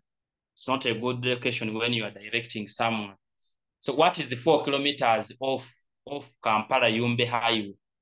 Because Yumbe Highway could be 100 kilometers. So where exactly am I going to branch off and measure the 4 kilometers? That's not the right location, and you should really adjust on that. And then you can now write on simple things like products offered. Don't even waste time saying the products offered. Somebody says products offered, puts, let's say, semicolons, and then full stop, and then says the products offered were chapatis, cassava. Now, don't waste time on restating the point again. Just say products offered, put semicolon, put there cassava, chapati. Continue. Description of fixed assets. Just put your columns and then state them. Maybe you had a table, charcoal stove, bucket, like that. Direct to the point.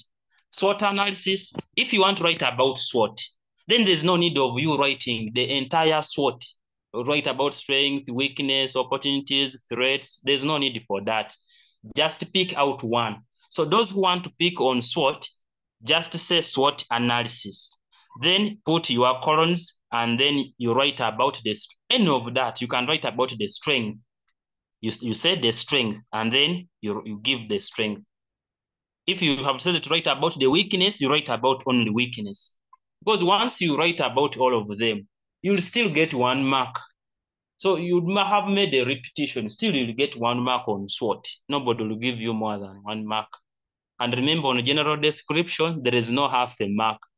You either get a full mark or you fail. There's nothing like you say the products offered and then you failed, therefore let us mark product offered. No.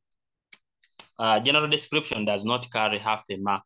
So always look out for those simple date of establishment. Even when you don't say that the date of establishment was, why do you repeat again? Just say date of establishment. Put full colons there and then say maybe 3rd of May 2023. Like that, straight to the point. That's how we summarize general description. It is one of those things you can write in less than even 3 minutes when you are done without going deep into all that. The same applies to purpose of the business. If you want to write about purpose of the business, then don't go into vision, mission, goals, and objectives. No, just pick out one. You say purpose of the business, and then say, put the columns and say vision. Then you say to be the leading producers of whatever the case. You give us only a vision, or you only give us a mission. But you go write a mission, write goals, write objectives, still you are going to get 1 mark, and yet you have wasted a lot of time. So hope the issue of general description, we have now sorted it out. So somebody was saying the major points for the general description. I have now answered you at Aremwa Peterson. The main point there on the general description is once you have business name and address. To be a good student, you can also give us location. Then the rest, give anything you prefer. And it's good to write in excess. Give something like 6. If they have put 4 marks, give something like 6. You never know. You never know. Like you may leave the paper saying my location was very okay, but you didn't put the district. Therefore, you have lost the marker there.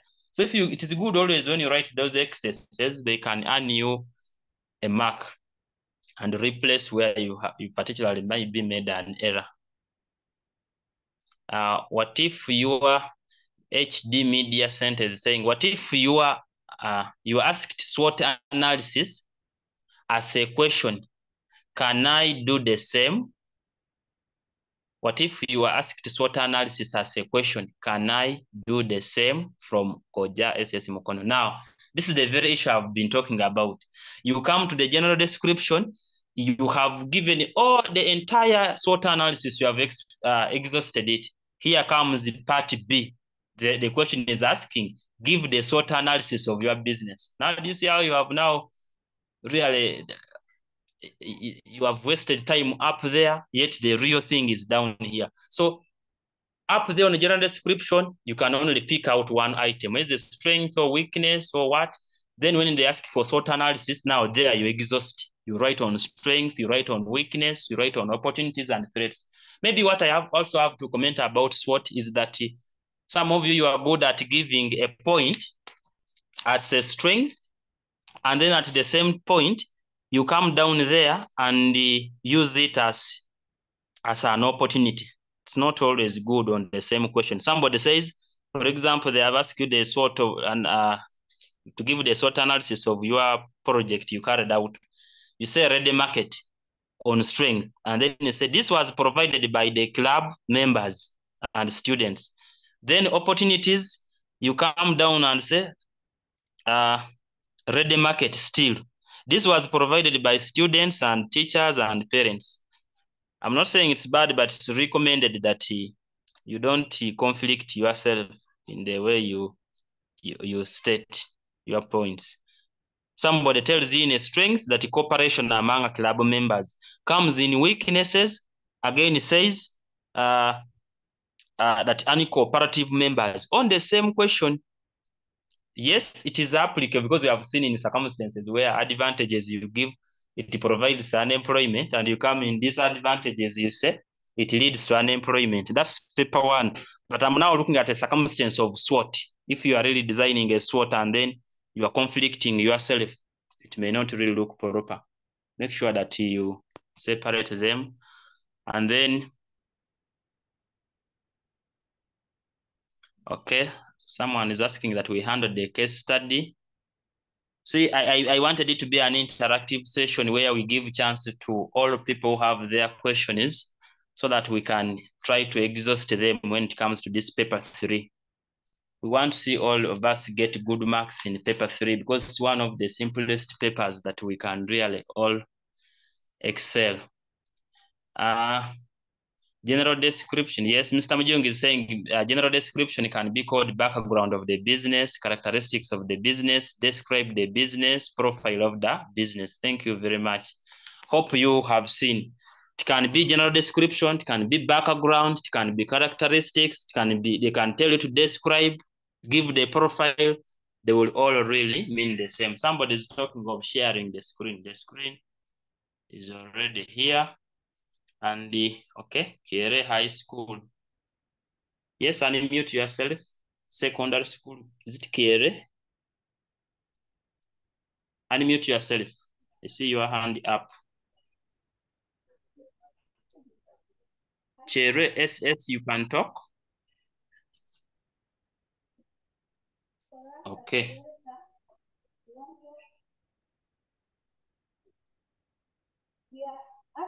Okay, someone saying, can you include? I think Cheres, yes, you have failed to talk. Let us just unmute yourself and then we. Okay. Can you include answers which aren't in the passage? Can you include in answers which aren't in the passage? Yes, that's where we started from. Depending on the nature of the case study. Is it a direct response case study, or it is you see, most case studies are a mixture of both direct response and indirect response. Now, if a question is on indirect response, meaning either in the case study they have only given evidence and there is no point, or completely there is no evidence and there is no point, then automatically the content is going to be generated from outside the case study, and that is paper 1 and paper 2.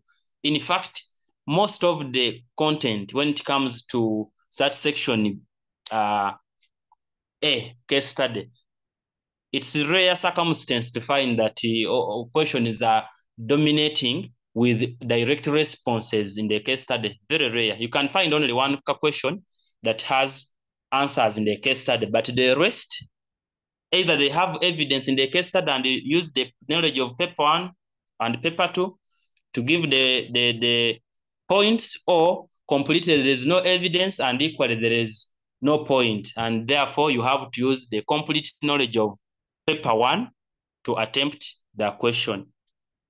Then when are we having NT paper 1, specifically Beneza High, in the next session? Next session, you see entrepreneurship timetable, we shall handle paper 1. So be on board. But as we handle paper 1, we shall not stop those who have other questions in other papers also to raise. It will also be okay. Like today, our focus was in paper 3, but we are also answering questions in paper 1 and 2. Can I write the address without a box number? Now, it will also loses meaning, because if you give me your address, however, somebody can give me the address through a contact. Somebody can tell you address through a street number, or whatever the case, plot number. But it's always good to give us your address with the box number. That's what I advise you. Give us the box number. That is KRSS. And then Nansan is saying, can I only write the address on the general description? No, you can't just write the address, because it moves together. It is business name and address. So I expect you to say, for example, Nansana Canteen, PO Box 11, Wakiso, like that. Maybe even include a telephone if you so wish. But even if, as long as you have given box number, whether you add the telephone or not, it will still be an address. And then highlight more on the same words that mean the general description. Oh, Mr. Mujungo had talked about them up there. He said the general description can as well mean background. This is where they ask you background of the what? Of the business. They can ask that you give the characteristics of the business or the club project. Then they are meaning that you give the general description. If they ask you the characteristics of the business project you operated.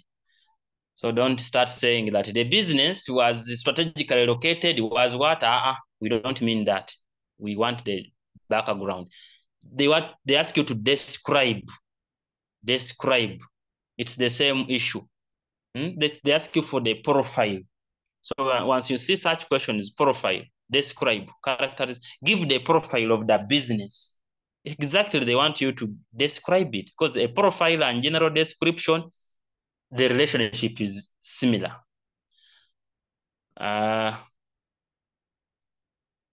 Okay, Bishop was asking about when is literature divinity discussion. This is plainly from, okay. Now that one, I think Mr. Kaziba will show you the timetable. The timetable keeps on circulating, and the timetable for next week will also be released, and perhaps those subjects will also be there. He will inform you details of that, but we cater for all subjects. I think majority have answered them here. So someone asking, when are we discussing physics? Physics is going, when you see it on the timetable, they will release next timetable for next week also, and the day you'll see physics is when it will be there.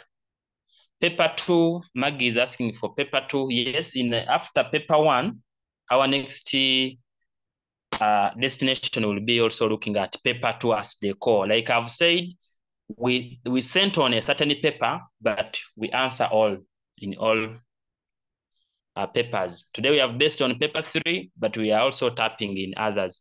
Next time we shall base on paper 1, but we tap in others. And then the next one we base on paper 2, and then we also tap on others. Then after there, we shall now bring questions for discussion. And perhaps I'll now release those questions so that we discuss them.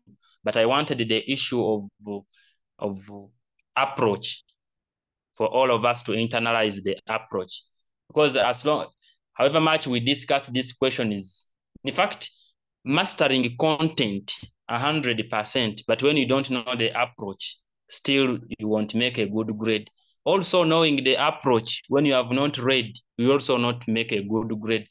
So you dear learners, I advise you, embrace both. Have the content, know the approach.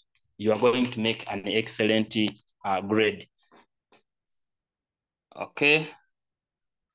Okay, Luvega is just appreciating. Highlight more on the same words. Okay, that one is handled. What happens, that is TESOL integrated SS. What happens is saying what happens if 2 or more students use the same business for field trip and present different answers on majorly description. Like I had talked about this, that really we should make entrepreneurship practical by especially going for the trip. I know it might be difficult to attach yourself to a certain business given the limited time we have these days, because sometimes you realize learners also study in holiday and they have no time. However, there are learners who come from homes where they already have some small businesses.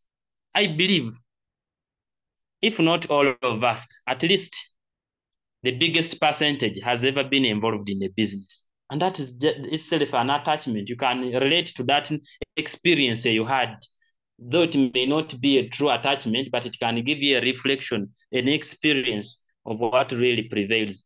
Now, going straight to your answer, what happens if the 2 or more students use the same business name for field trip and present different answers? Now, TESOL integrated essays, what I can tell you is that they don't mark group, they mark individuals. So even if the entire class of 100 learners who do entrepreneurship give different business name or give the same business name, but other things they describe differently, still they will be marked. Why? They don't mark a group, they mark an individual. In fact, there is a time when someone had given membership fee. But I will not go into those stories. But then we realize you are a learner, you are stranded somewhere, you were giving something like your point, or let's say the sources of finance, and you have said maybe membership fee, and then you have forgotten the membership fee you contributed in your school business club. Please don't lose out on that marker just because you have forgotten. Put any figure. Put any figure as long as it is sizable, you will be marked. I don't expect you to have operated a chapati business and then you tell me that the membership fee was 1 million. You will be lying. So as long as you give a figure which is reasonable, never you be stranded and say, now I've forgotten, what did we tell us? Please don't cram some of these processes. But I advise you to engage in, because once you engage in a particular project, really some of these things you'll find them very easy to give evidence. Somebody has the hand up. Stake Campus, you unmute yourself and ask what you want to ask. Stake.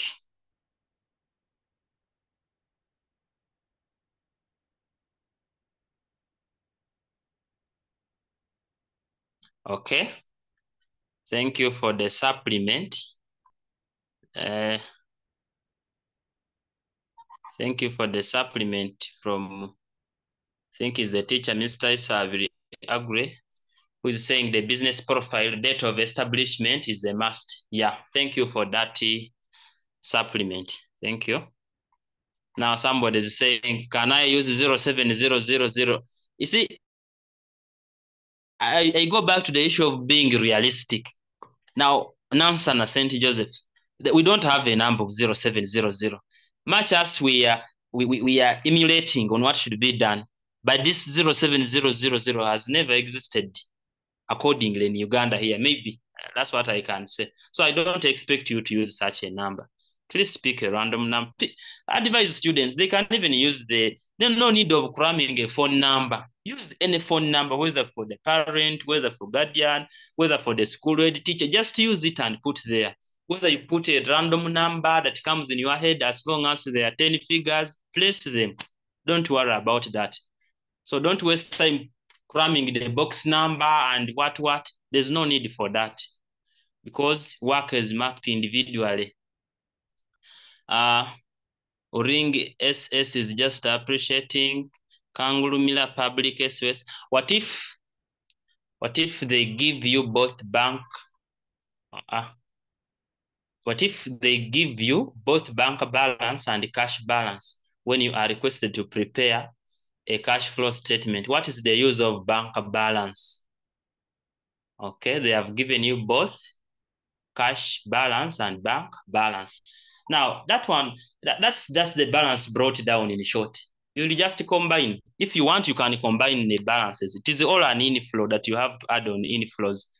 So you can say cash balance, you write. Bank balance, you also write. Then you say add cash inflows. So they're just meaning that this is cash in hand and then cash at bank. They are all inflows. So I think Anglo Miller, you have gotten it well. Uganda Matters Yoga, do we write the address on every question in paper 2 projects? It depends on the nature of the question given. For example, if they have said, explain the benefits of the business to the community, explain the benefits of the business to the community, why would you waste time with the writing the address?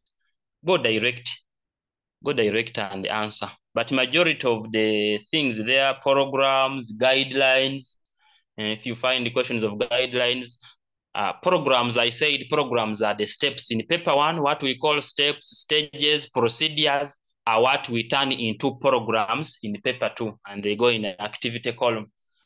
Guidelines, I told you that those are the ways, strategies, techniques, controls. They're the ones we turn into guidelines in paper 2. Then all these other documents, use source documents, all of them, they must have the business name and address. So programs, guidelines, all documents must have business name and address, except these usual questions, like I've said, explaining the benefits, maybe outline the causes of labor turnover in your business. There's no big deal of writing business name and address. However, to be on the safe side in paper 2, I advise you to keep writing business name and address, because there's a time when things are tough and they are looking for where they can put you, fix a mark, and the one who had written that, we never know when they adjust the guide, may be at a bigger advantage than you who never really wrote anything.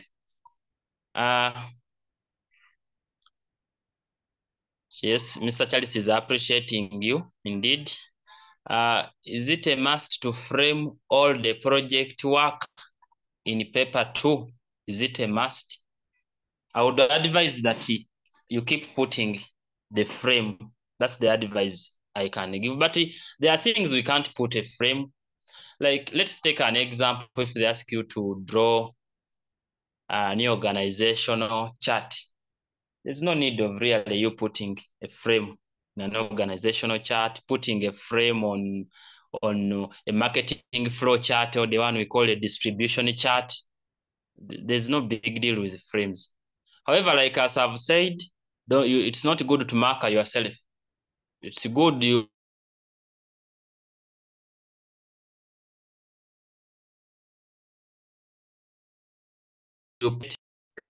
there's no penalty in paper 2 for putting what they did not want. If you put what they did not want, it will be crossed, and they mark out what they wanted.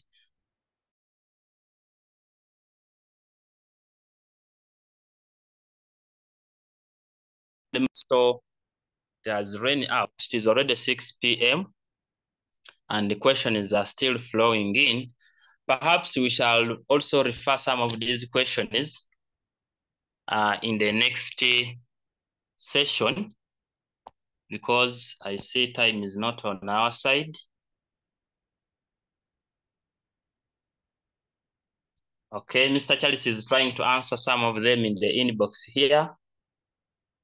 Thank you very much. Keep assisting here because time is also running out. What are the tools used to manage a business? Okay.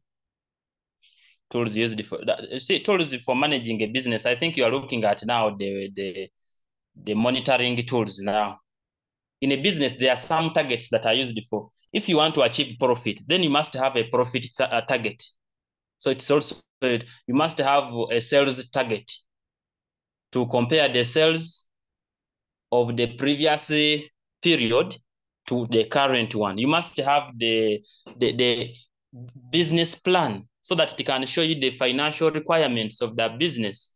You must have the cash flow statement that can show you the cash inflows and outflows. You must have the operational budget that should show you the incomes expected and the expenditures. You must have the worker schedule, the worker order form, all that. Those are all tools for monitoring your business.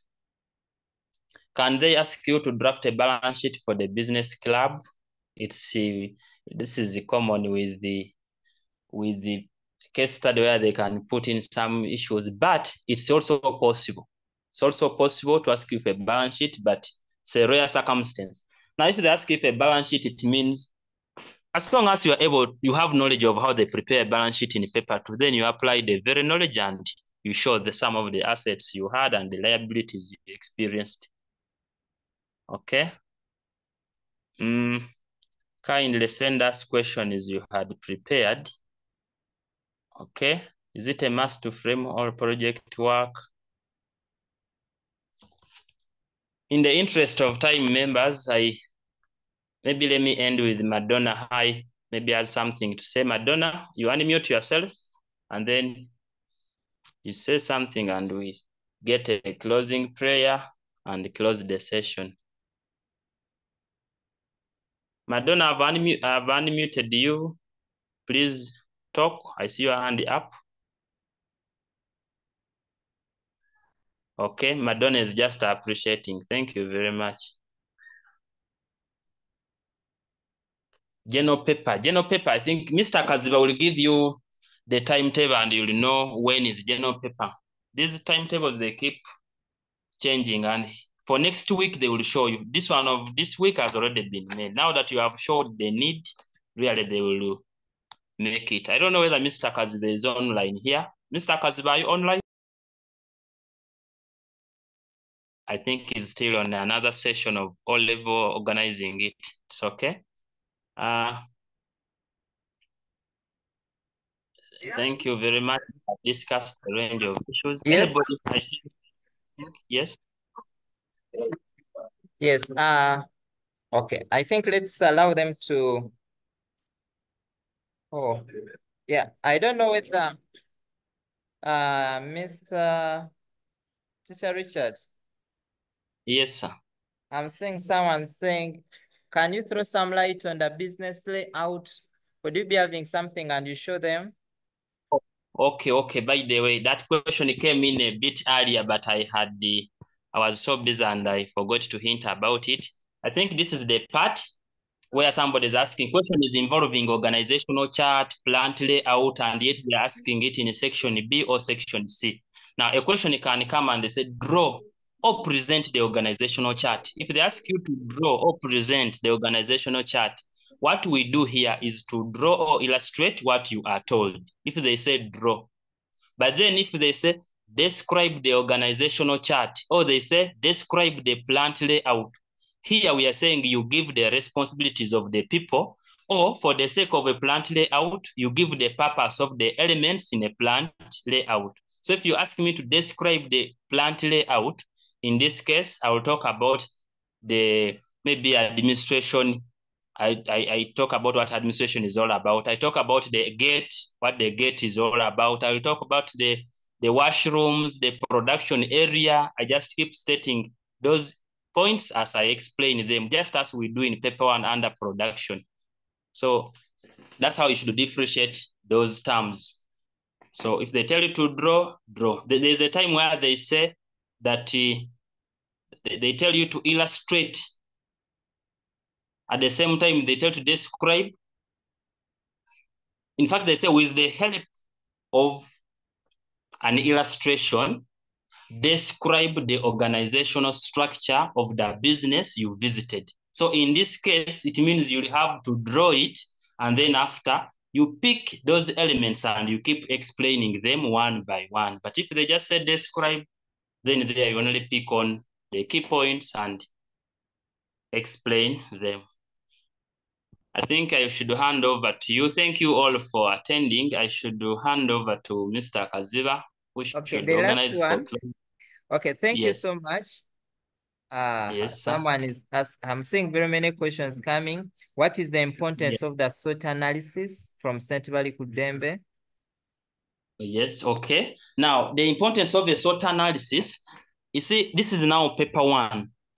If you understand what strength, what weak, that SWOT means strength, the weakness, the opportunities and threats, the first key points there to give, the first point would be SWOT analysis helps to identify the strength of the business. Use those, the first 4 points is using what SWOT analysis itself means. It helps the business to identify its weaknesses. SWOT analysis also helps the business to identify the threats that the business is exposed to. You can also say SWOT analysis helps the business to identify the opportunities existing in the entrepreneurial environment. So even before I go for some other points, already the word SWOT itself gives me 4 points there. Is there any other question that is critical we can't leave out? Highlight us on the debenture received and the debenture issued, and where does each belong in a cash flow? Okay.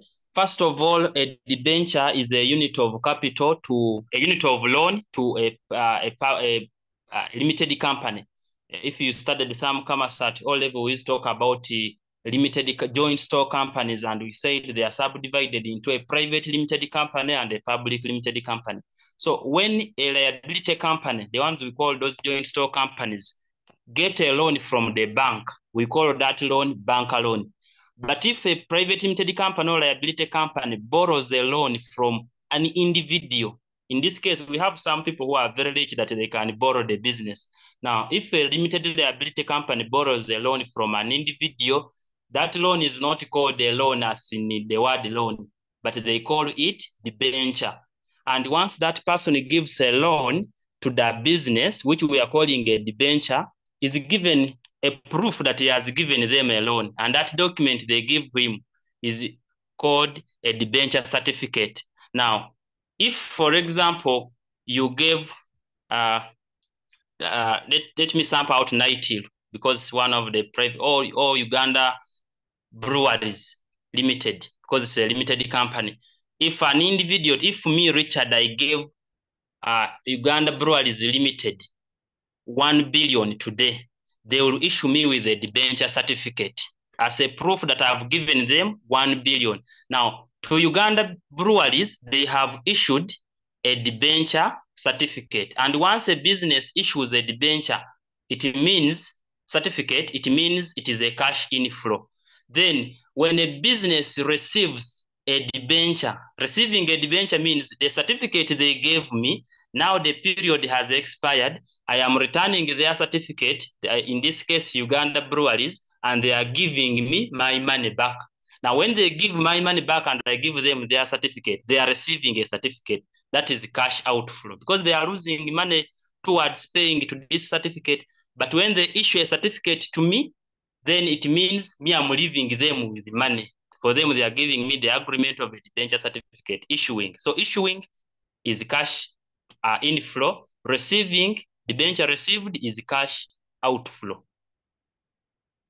I think, do we have another critical issue here? Is stolen cash included in the cash flow statement? No, because a cash flow statement, its role is to project the cash inflows. It just estimates the possible cash inflows and cash outflows. Therefore, you cannot predict that in such and such a month, a thief will come and steal cash from the business. You can't predict issues of thieves coming to a business. So it is not recorded there.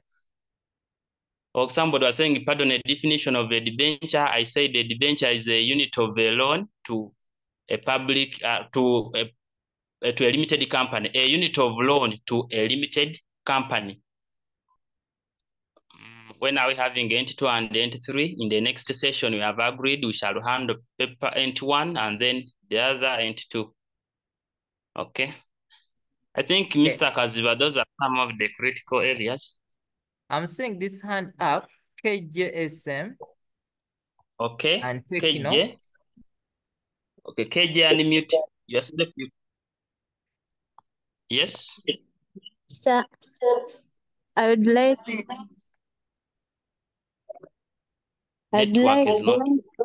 ask about when the business visited. So the question is, describe the size of the business. Describe the size of the business. Describe the size of the business. Which section are you asking in that question?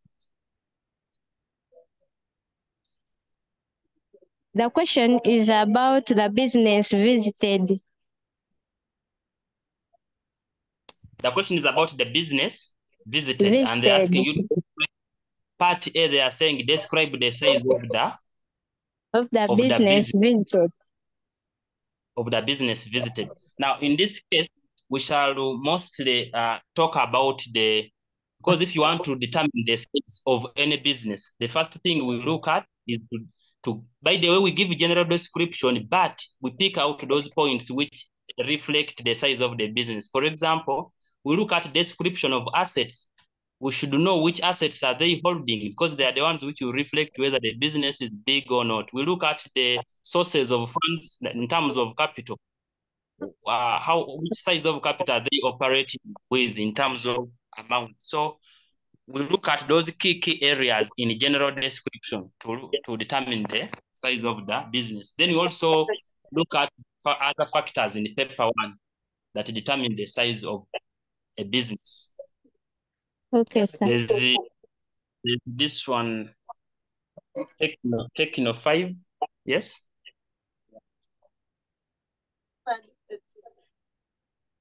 Techno? Okay, Techno, I think is up. Let us give chance to report Bernard. Or report you on platform.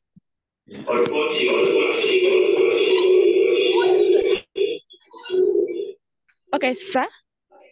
The question is, describe the nature of the business.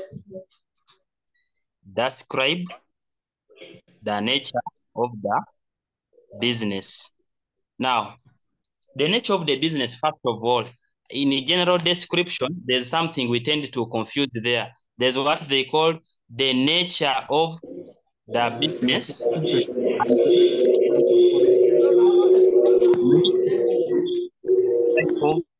In fact, nature of the business, you find some people giving manufacturing business, others are, let me take an example that you are making some cassava, so you are in manufacturing. Others are giving sole proprietorship or partnership. These are two different things.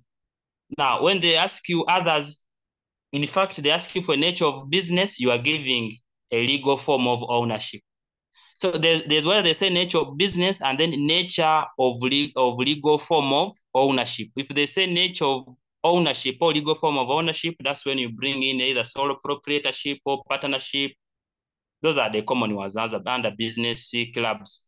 Then when they say nature of the business, mostly we look at whether it is manufacturing, whether trading, whether service business, or it's because there are 3 types of business. Either you are in trading, manufacturing, and what else? Agriculture business. So when they ask you describe the nature of the business, give the general description of the business in short. But if they have put only 2 marks, then they are strictly targeting you to tell them whether it is a manufacturing business. So you must give business name and address, and then tell them whether it is a manufacturing business or trading or agriculture, whatever the case. Then Proshen, unmute yourself, Proshen. Thank you, sir. Okay. Thank you, sir. I want to know whether depreciations go into the cash flow. Okay. Now, depreciation usually, and we don't usually indicate depreciation in the cash flow statement. Why? We cannot predict the amount of depreciation really. You can't sit there because, like I've said, a cash flow is just used to project. We don't prepare a cash flow after the trading period has ended, no. Before we are going to begin maybe a certain trading period, let's say I might be running for a period from July up to September. So a cash flow must be prepared before July. Perhaps I must have prepared it in June. So I can't predict that this building, because it is assets which depreciate, except land does not depreciate. It's very hard for me to sit here and predict that this building I'm going to operate business in, by September, it would have lost value worth 10 million. It's really very hard to predict depreciation. That's why I see that we don't usually include depreciation of a fixed asset in the cash flow statement. Ebenezer, hi. Ebenezer, unmute yourself. Sir, we are asking yes, that what if the question is asking to describe the business? Are we supposed to give the general description or? Exactly.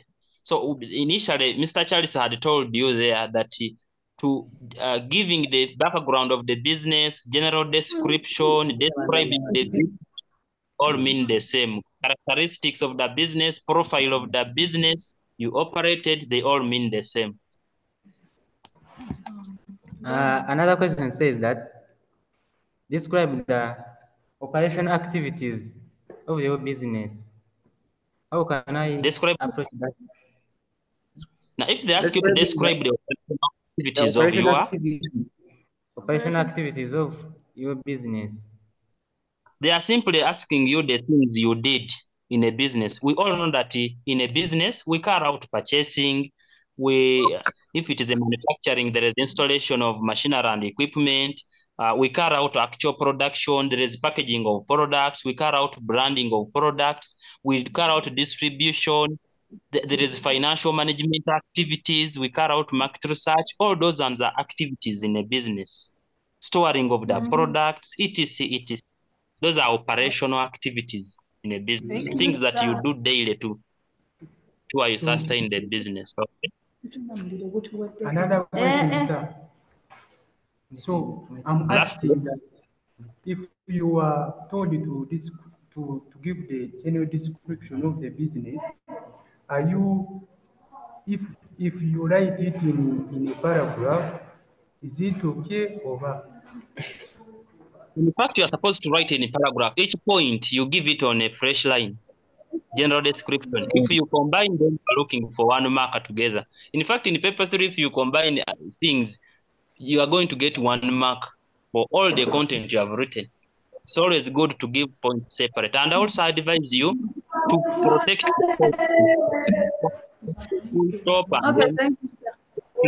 Thank you, sir. Yeah. Then John Paul.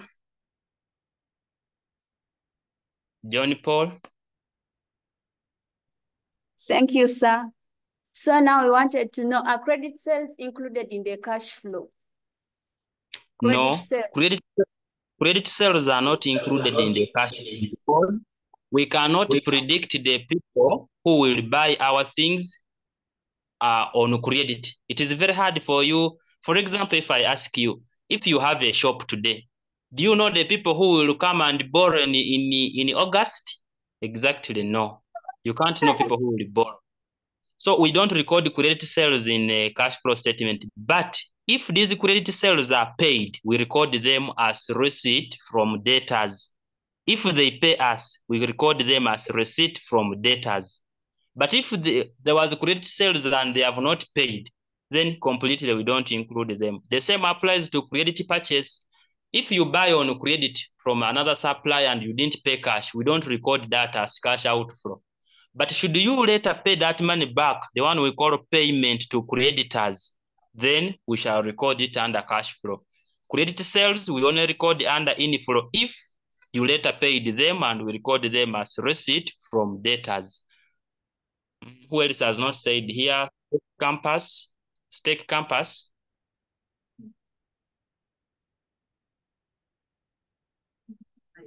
Okay, Stake, you are not online, I think. Lenovo, unmute yourself. Hello, sir. For me, my question is all about discounts. How are we supposed to handle them in the cash flow statement? Thank you. Okay. We also don't include discounts in a cash flow statement. Why?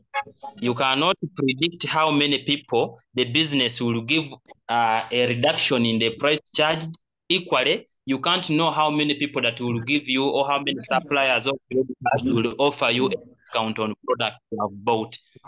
So it's very hard to predict who will give for your price and whom will you reduce the price. That's why we don't include the discounts in the cash flow statement.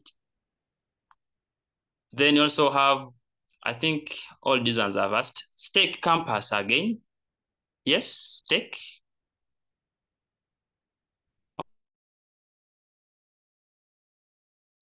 Finally, Bernard. Okay, so the question is, in case it's a service business, how do you describe its production? Then also, how do you come up with a business idea? Then finally, the methods of production, the methods of sales promotion in the business.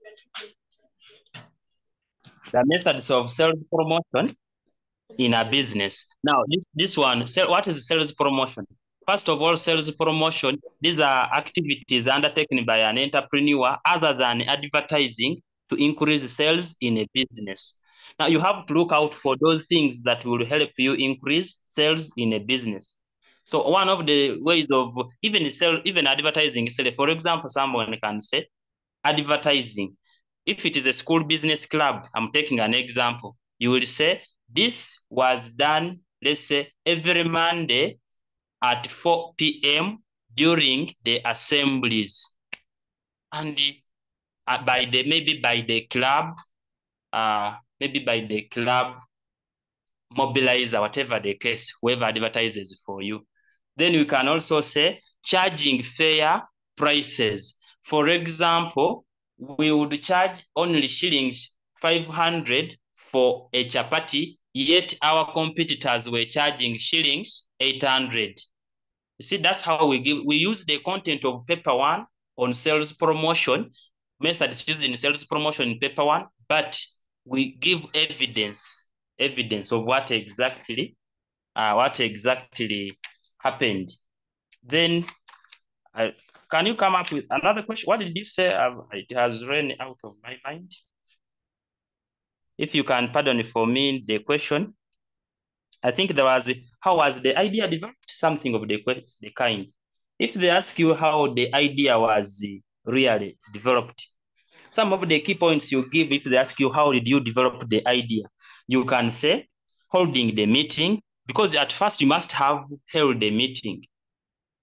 Remember, an idea is any thought that an entrepreneur may come up with. So to come up with any thought, either through brainstorming, you must hold a meeting first. Then from there, you generate business ideas, meaning different people will come up. Let us make chapati, another. No, let us make a canteen, another one.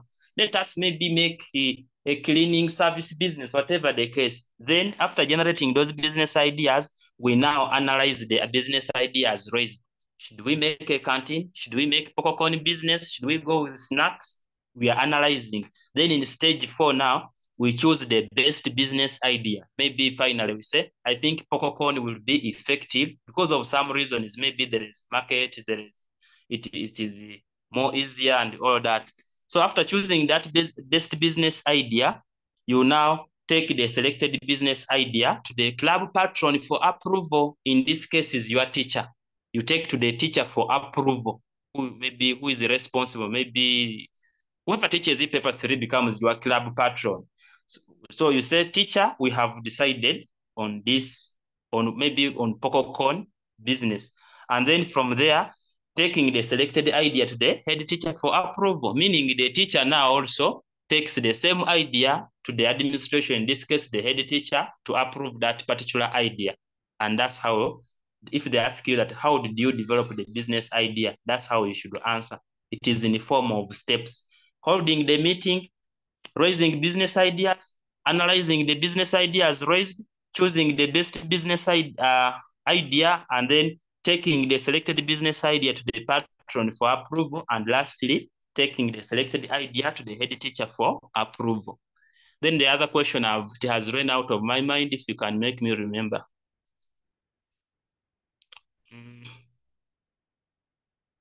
Okay. Masitula here, Bagala. Unmute yourself.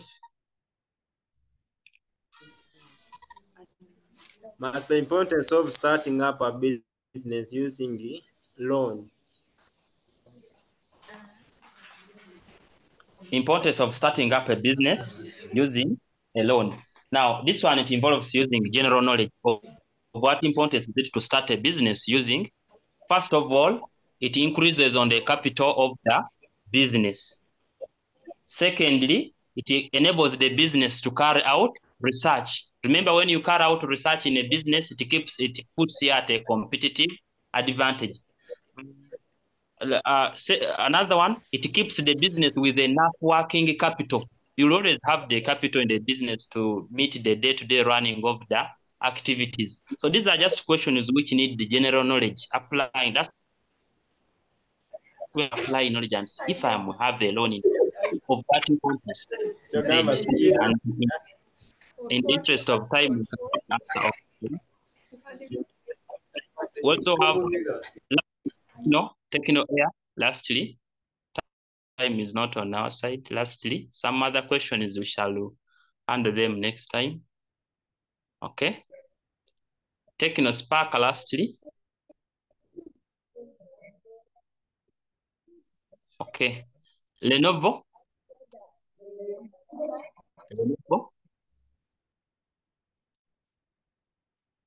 Okay. I think with that, Mr. Kazibe, if you are still online, if we don't have any other critical issue, we can close up the session.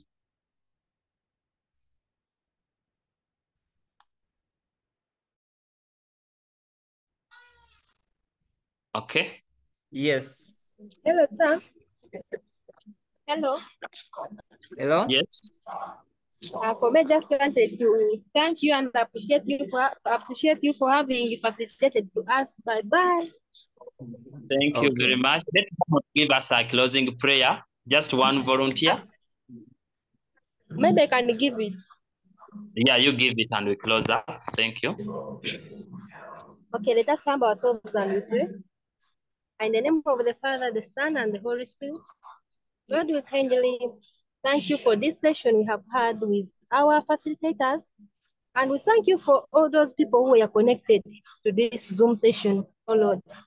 Thank you very much for making us start this Zoom meeting and finishing it well.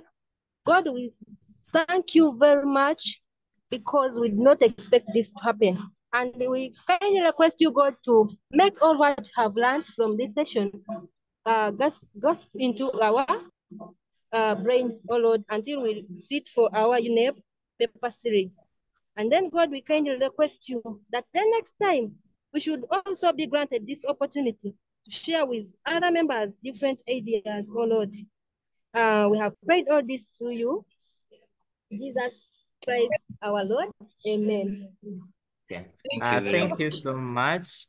Allow me to first thank Teacher Richard for the wonderful facilitation he has offered this evening. Teacher Richard, thank you so much. Thank you so much for sacrificing the time and sharing with the country. I want also to thank all the schools that have joined this session and all the teachers that have been able to connect their children online. We are really grateful. Thank you so much. We shall have more sessions. Tomorrow we shall have another session for another subject. Even next week, like Teacher Richard has promised that next week we shall hand another paper. Please, we shall let you know on time.